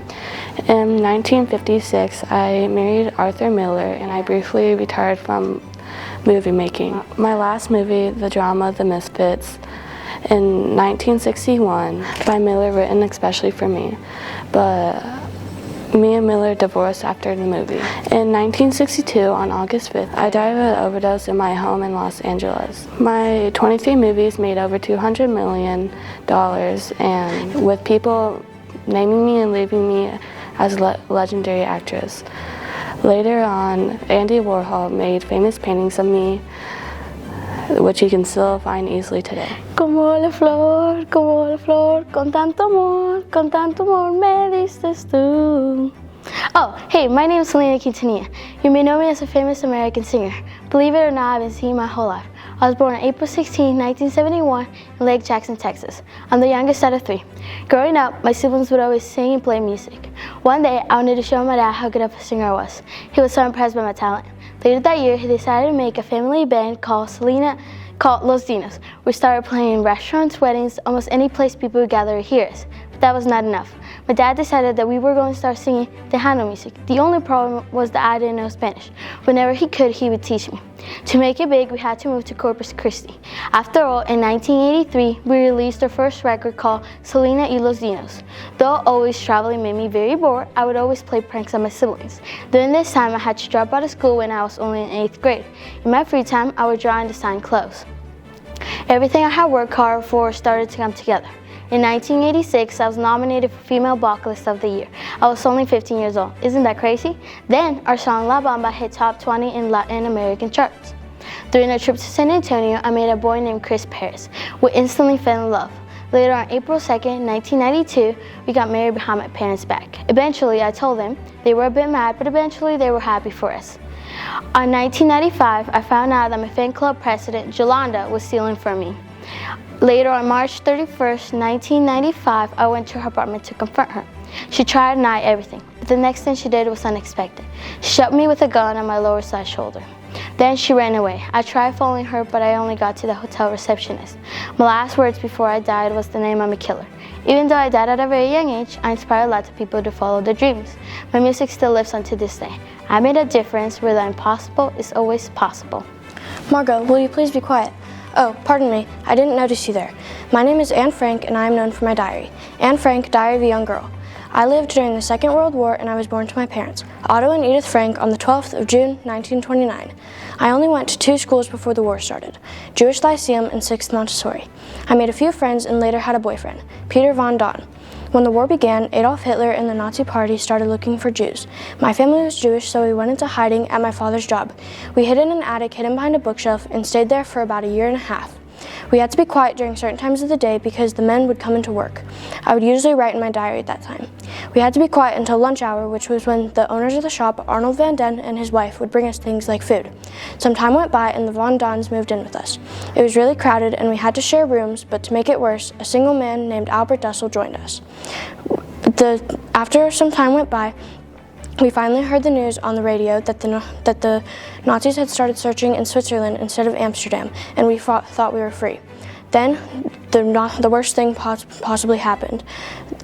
Arnold Van Den, the owner of the shop, turned us in to save his family. The Nazis took us to different European camps and sent me to Bergen-Belsen concentration camp with my older sister Margot. I passed away from typhus fever almost 2 years after I arrived. After I passed away, my diary was found and published in 2 versions. That's what I am known for today. I tried to remember these words. In spite of everything, I still believed people are truly good at heart. That's what kept me positive through the hardships in my life. Hi, I'm Sally Ride, and I was the first American woman to fly in space. When I was a kid, I loved playing sports, especially tennis. When I was just 10 years old, I played for the U.S. Junior Tennis Circuit. In my teenage years, I was awarded a partial scholarship to Westlake School in Los Angeles. There, I was mentored by one of my favorite teachers, Elizabeth Momritz, whose interest in science led me to become an excellent student. After a while at my new school, I knew I had to choose between science and tennis.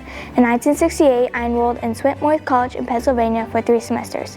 In 1970, I went to Stanford University in California to study astrophysics. There, I realized that all I wanted to do was study science and space. In 1977, 8,000 others and I applied to be a mission specialist for NASA's space program. To my surprise, I was one of 208 finalists. I moved on to be one of 5 women accepted into the astronaut class of 1978. I soon learned that I loved flying airplanes, and in March 1982, I was selected as one of the crew members along the NASA space shuttle, the Challenger. That same year, I married NASA astronaut Steve Hockley, but marriage didn't last too long. We got divorced 5 years later. On June 1983, I went on my second mission into space. I lifted off from Florida along the Challenger and landed 6 days later in California. Little did I know that was the last mission I would take into space along the Challenger, because on January 1986, the Challenger exploded upon takeoff, killing all crew members, including school teacher Kristen McLaughlin, the first civilian to fly in space. I was devastated, but also lucky I was not on that flight. After I worked at NASA, I wrote 12 books about science and space. I was introduced into the Astronaut Hall of Fame as well as many other honors and awards. I died when I was 61 years old on July 23, 2012 in Lola, California due to pancreatic cancer. I will always be remembered as an inspiring and creative astronaut, and like I always say, you can't be what you can't see. Working 9 to 5, what a way to make a living. Oh, hi there. My name is Dolly Parton. You might know me as a famous American singer and songwriter and actress that has these wacky outfits and wigs. Yep, that's me. I was born in 1946. My hometown was Locust Ridge, Sevier County in Tennessee. My family was growing up poor and in poverty. We didn't have much. I was the 4th out of 12 children in my family. At a young age, I loved to sing. As a matter of fact, I adored it.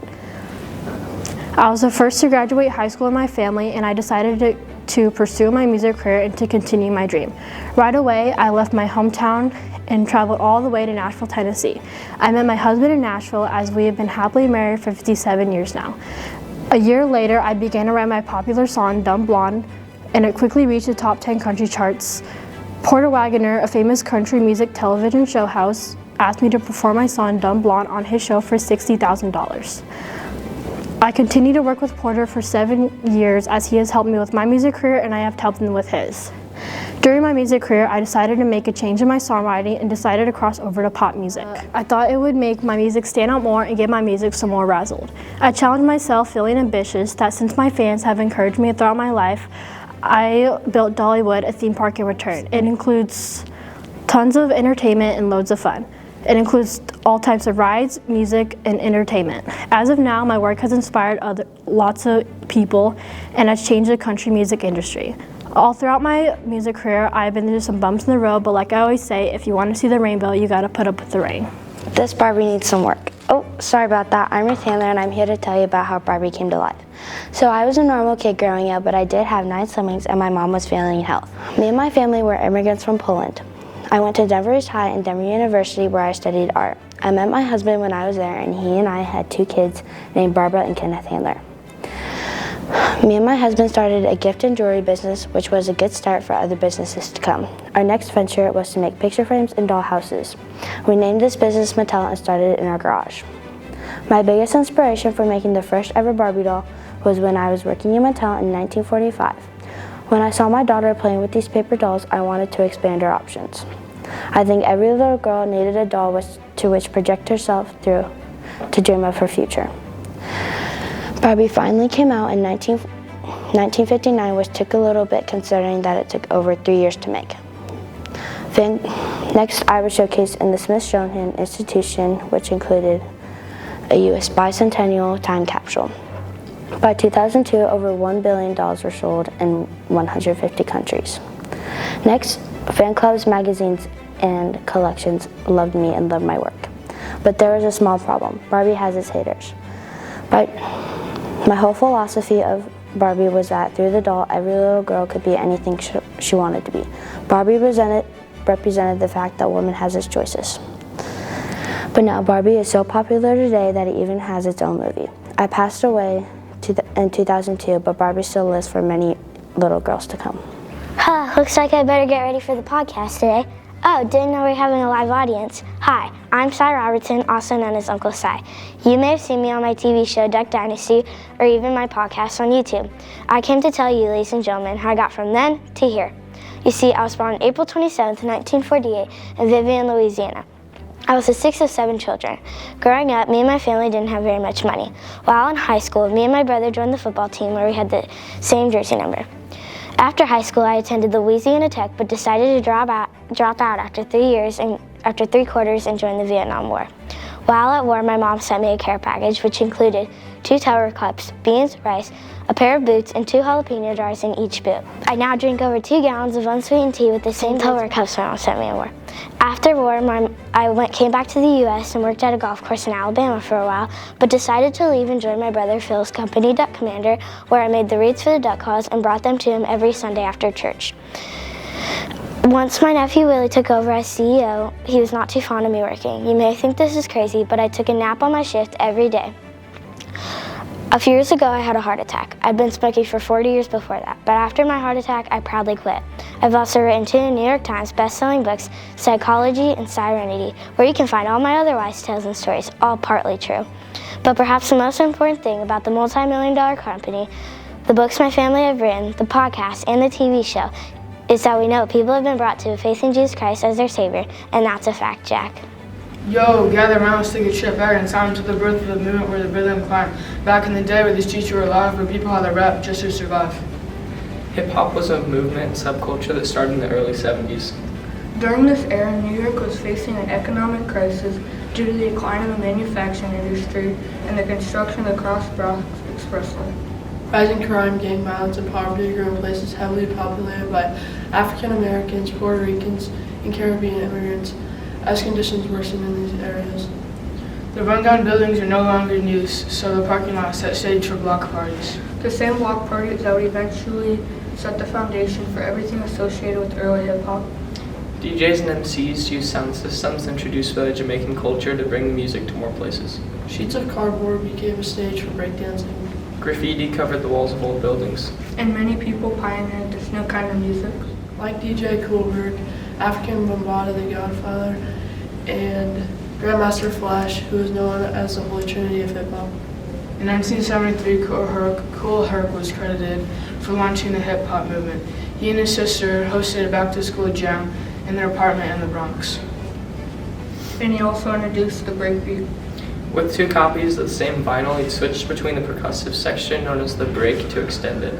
The beat was the most anticipated part of the song, where dancing was most common.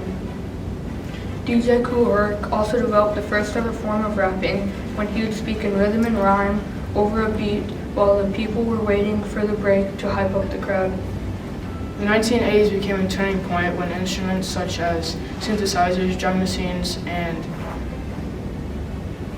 samplers became cheaper and more accessible. Starting in the mid-80s to early 90s began a new era in hip-hop, the golden age.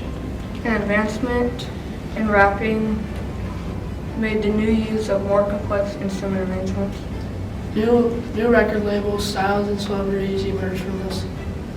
Like LL Cool J, Public Enemy, the Beastie Boys, and Run DMC, along with many others. Run DMC fused rap and hard rock with Aerosmith and their song Walk This Way that instantly became a hit. Samples were frequently used in hip-hop music, and some of the artists who originally wrote the songs wanted a little money too. Along with new genres came new faces such as Dr. Dre, Tupac, Snoop Dogg, and Biggie, along with many other faces. Many other subgenres also grew from rap, like Southern rap, rap rock, gangster rap, and West Coast hip hop, and many other subgenres. This caused many lawsuits and created the copyright laws. And rap continues to be one of the most popular genres to this day. Hip-hop not only influenced early rap music, but fashion too. The 1980 hip-hop became the top-selling music genre in the U.S. Sugar Hill Records was the first hip-hop record label and signed rappers like Sugar Hill Gang, Grandmaster Flash, and Sequence. Hip-hop not only influenced early rap music, but fashion too. Rappers often wore big chains, tracksuits, and bright clothes. And this was made by Run DMC and rap crews out of Queens, New York. Bomber jackets and oversized laces also. Baggy clothes, chains, and tattoos became a trend. They believe that this stuff gave them confidence. Between the fashion and slang that came with early hip-hop, it was more than just music, it was a culture. This ain't just a rap, it's a history unfold. The early rap's a tale unfold. That's it, we're done. We have finished our speech. I hope you know more about those who rap and sing. It is foolish and wrong to mourn the men who died. Rather, we should thank God that such men lived. George Patton replaced grief with gratitude, something we all need to do. These men made great sacrifices who fought, and their sacrifices shall not be forgotten. Today, I shall honor them by discussing their daily life on the front. We start out in the Battle of the Bulge, 1944 Europe. It was winter there, and as this year shown, winter is very cold. American soldiers recount how they wished to find a German corpse, that way they could steal their warm winter coats that were white. And in Italy, they would sleep on rocks to stay dry. Ouch, you think your back pain is bad? Now we head over to a young pilot's story. He was flying a bombing mission over Germany when he was hit by a shell from an 88mm. The shell exploded into a flurry of shrapnel, forcing him to lag behind the other bombers. Pretty soon, he had to pull his parachute to touch down in the Netherlands. Once in the Netherlands, he hid with the local resistance for a couple of days before finally being captured by the Germans. Once captured, he went to multiple prisons before finally ending up in a POW camp for officers.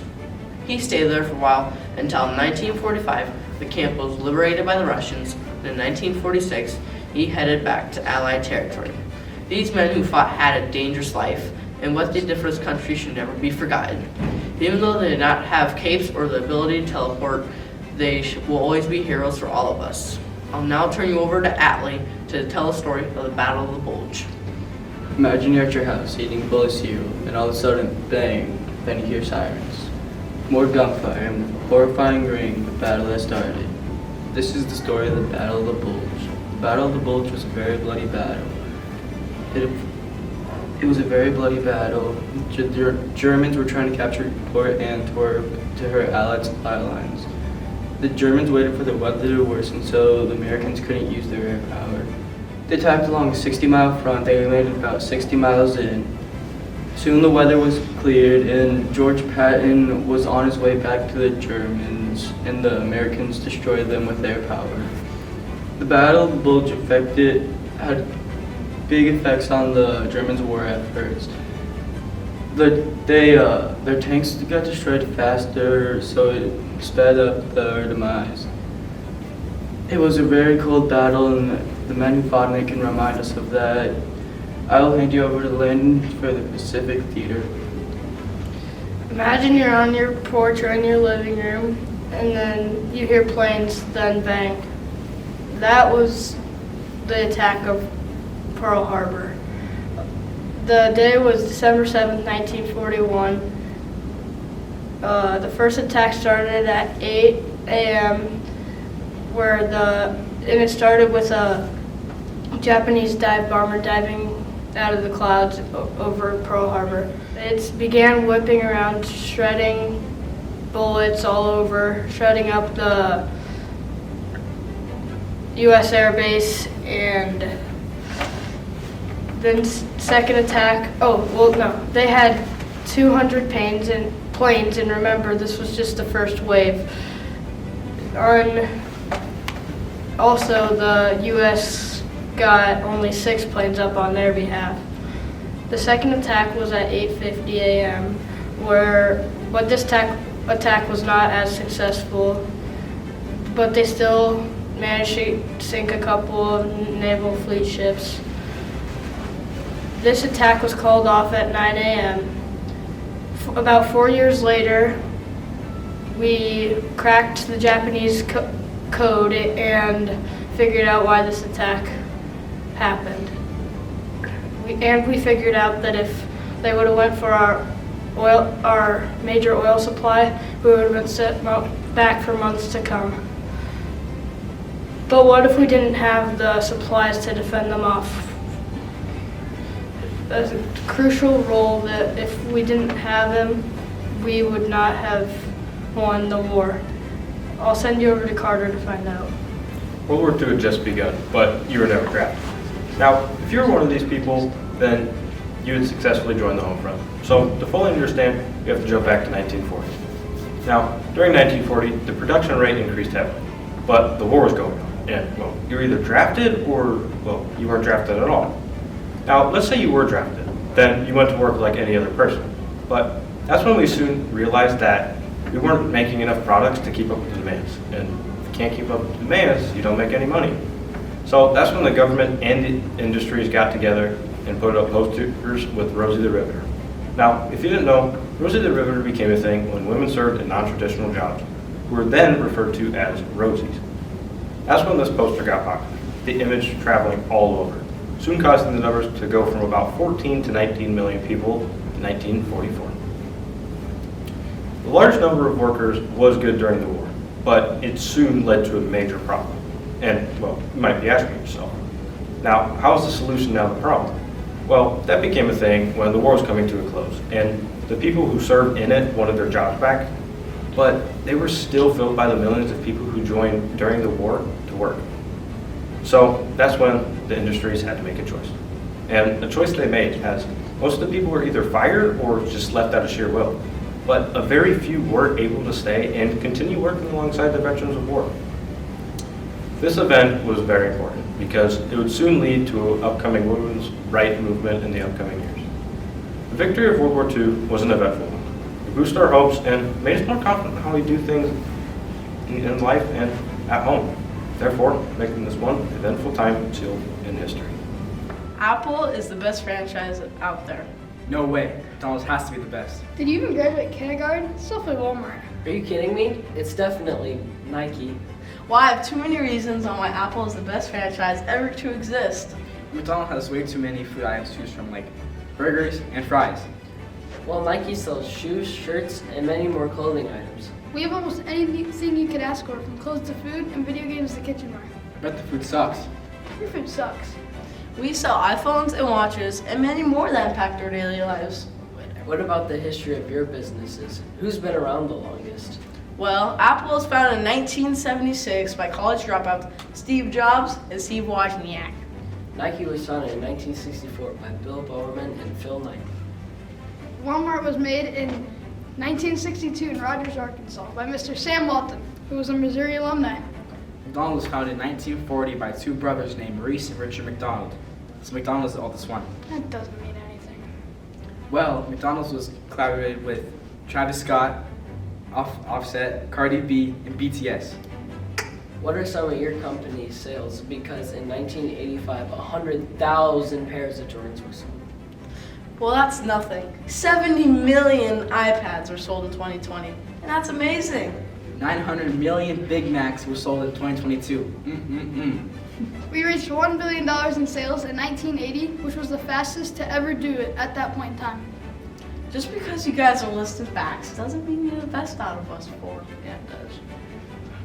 How many stores do you guys have? Because Nike has 1,000 stores worldwide.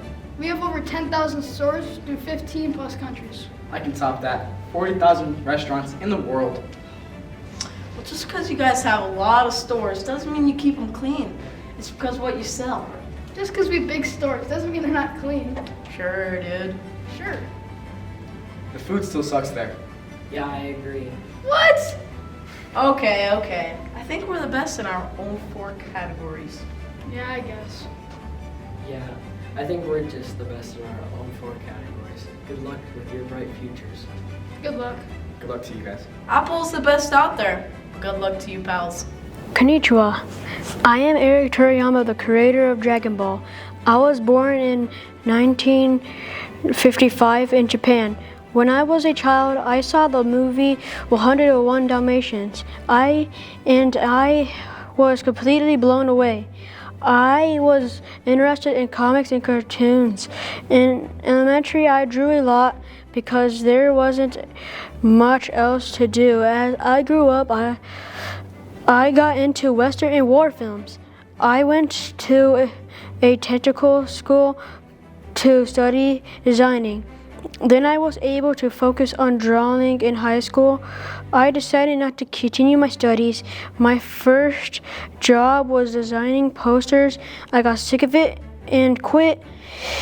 I went and found a job for anime. I entered a manga contest and won.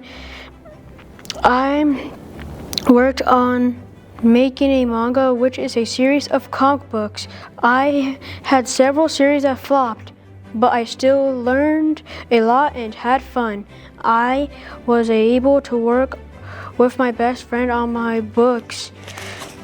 My first successful series was called Dr. Slums. It sold 35 million copies. Dragon Ball was my best series and sold 260 million copies worldwide. I made 5 different versions of animes for Dragon Ball.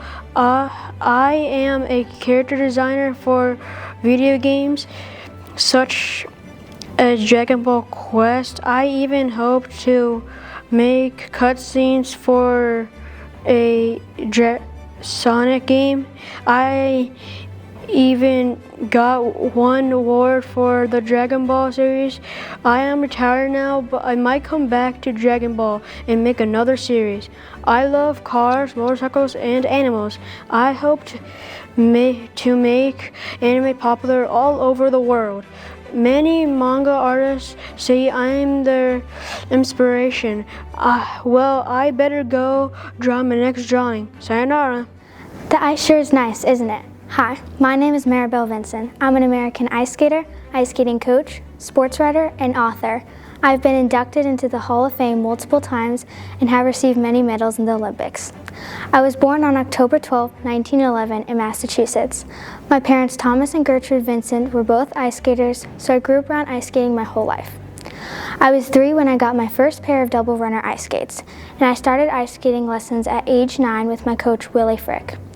When I was 12, I won the U.S. Junior Ladies title, and at the age of 16, I won the U.S. Women's Single titles 9 years in a row.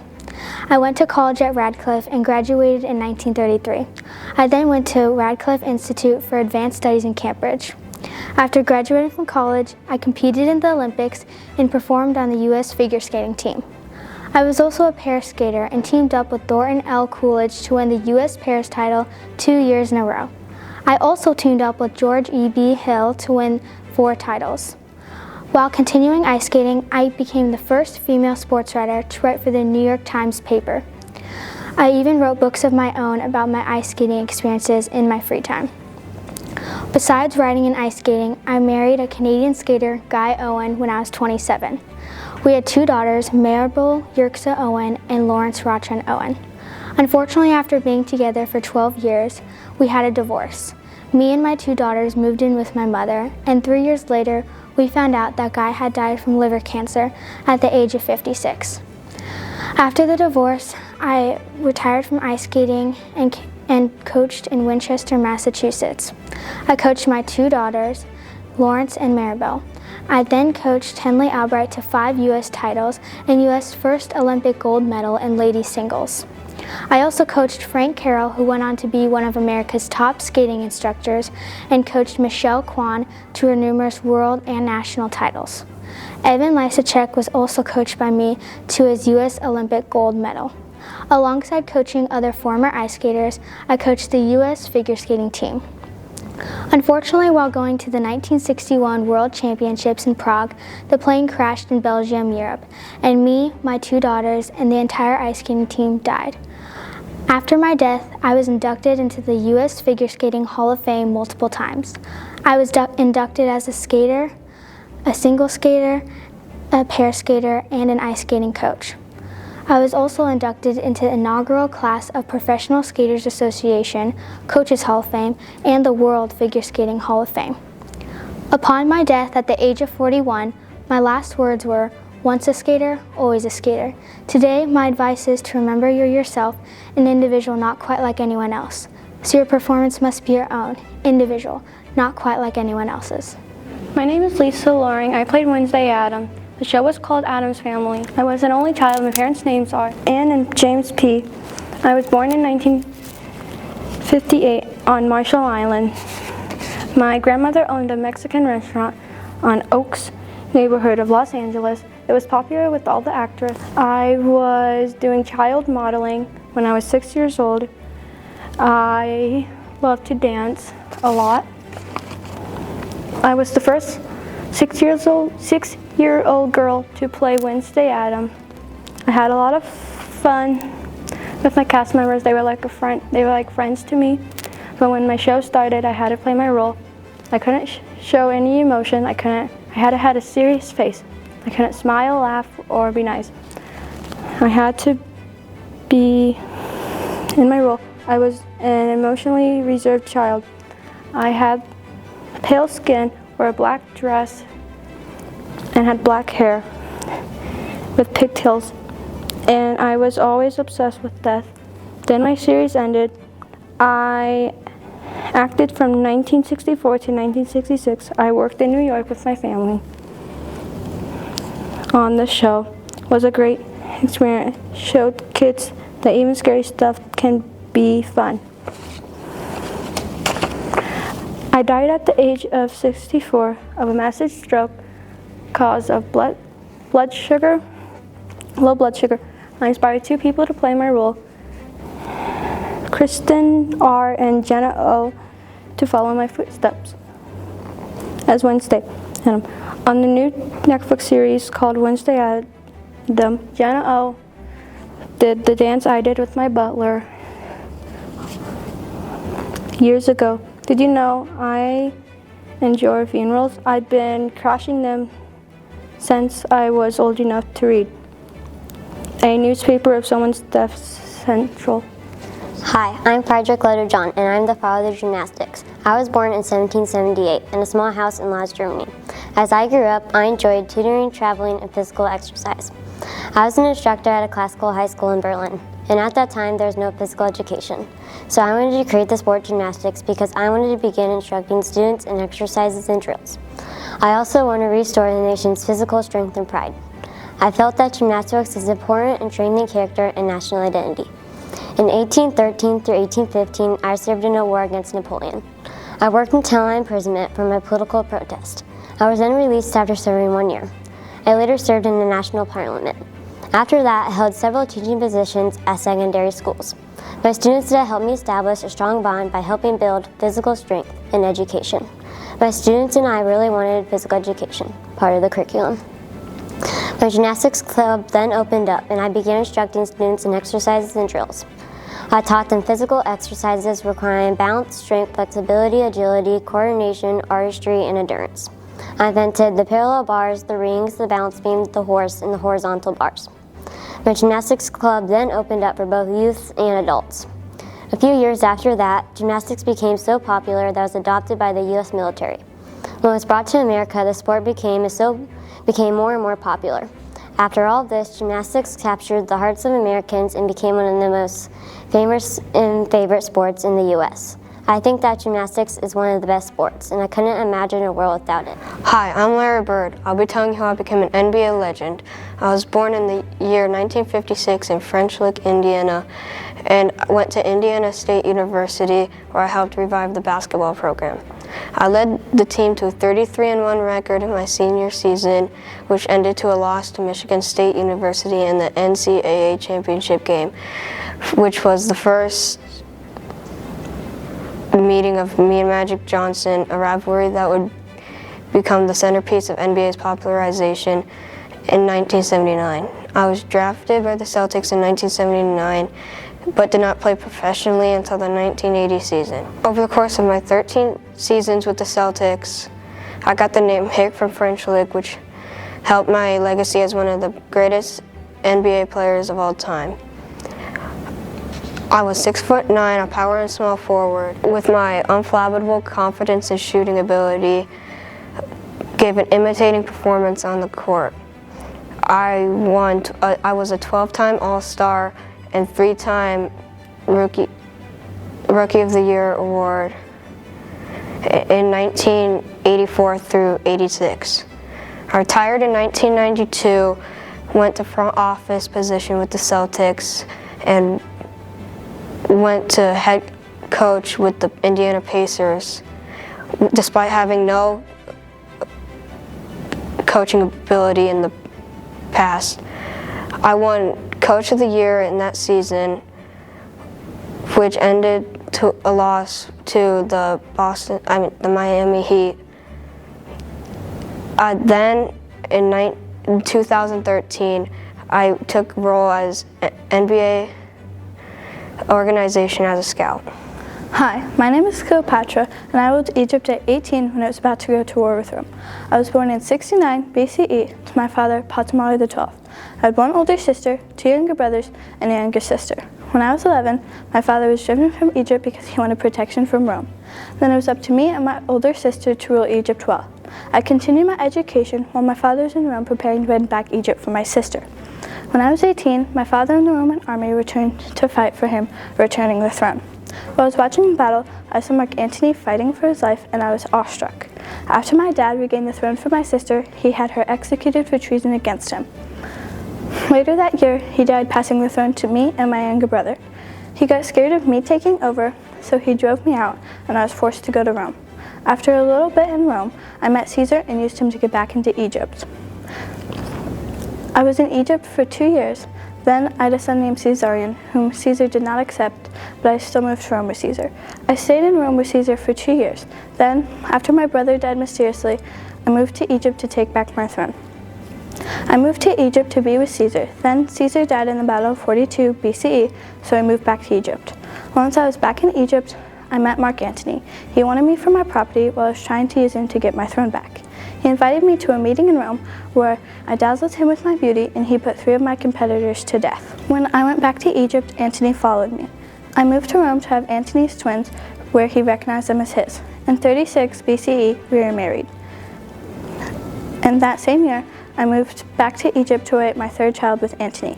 Once I was back in Egypt, Antony made me and Caesarion joint rulers of Egypt and Cyprus. In 30 BCE, Antony fled from Egypt because of the war, and I followed him. Antony fought in the war, then he fell on his sword because he was told I was dead. He died in my arms. After this news, I carefully planned my death. I had one great last dinner, then I paid my final respects to Antony. After this, I don't remember exactly what happened, but I think an ass bite killed me. I died at 39 years of age in Egypt, 30 BCE. Still today, I am remembered as one of Egyptians' greatest pharaohs in history. Grab your slingshot and your rifle and your axe. We're going to Kentucky. Welcome, my name is Daniel Boone. I am an American pioneer. My exploration made me one of the first folk heroes in the United States. I became famous for my exploration and settlement of Boonesboro, Kentucky. Come along my journey. I was born in 1735 in Reading, Pennsylvania. Not a lot is known about my early life. My father's name is Squire, and my mother's name is Sarah. Both were Quakers. There was no school, so I learned to read and write with the help of my mother. I started hunting and trapping at the early age of 12. When I revealed my first rifle, I realized I was a skilled hunter. I supported myself by selling deer meat and skins. I knew a lot about nature and the habits about wild things. After a long day of hunting, I would make a bed on pine tree branches. While serving in the French and Indian War, I learned about a land called Kentucky. Kentucky was wild and unsettled, full of deer and buffalo. It was good farming land. I helped fight Indians to protect our village from being raided. In 1775, I traveled with 40 men to Kentucky. We followed a trail called the Wilderness Trail and battled Indians along the way. At the end of the trail in 1775, we found a settlement called Boonesboro with my wife Rebecca and 5 children. I was 40 years old. While I was out one day, I was captured by the Shawnee Indians and taken prison. They took me to their chief, Blackfish, who soon grew to admire me. Over time, he adopted me as a son, but I was only waiting for my chance to escape.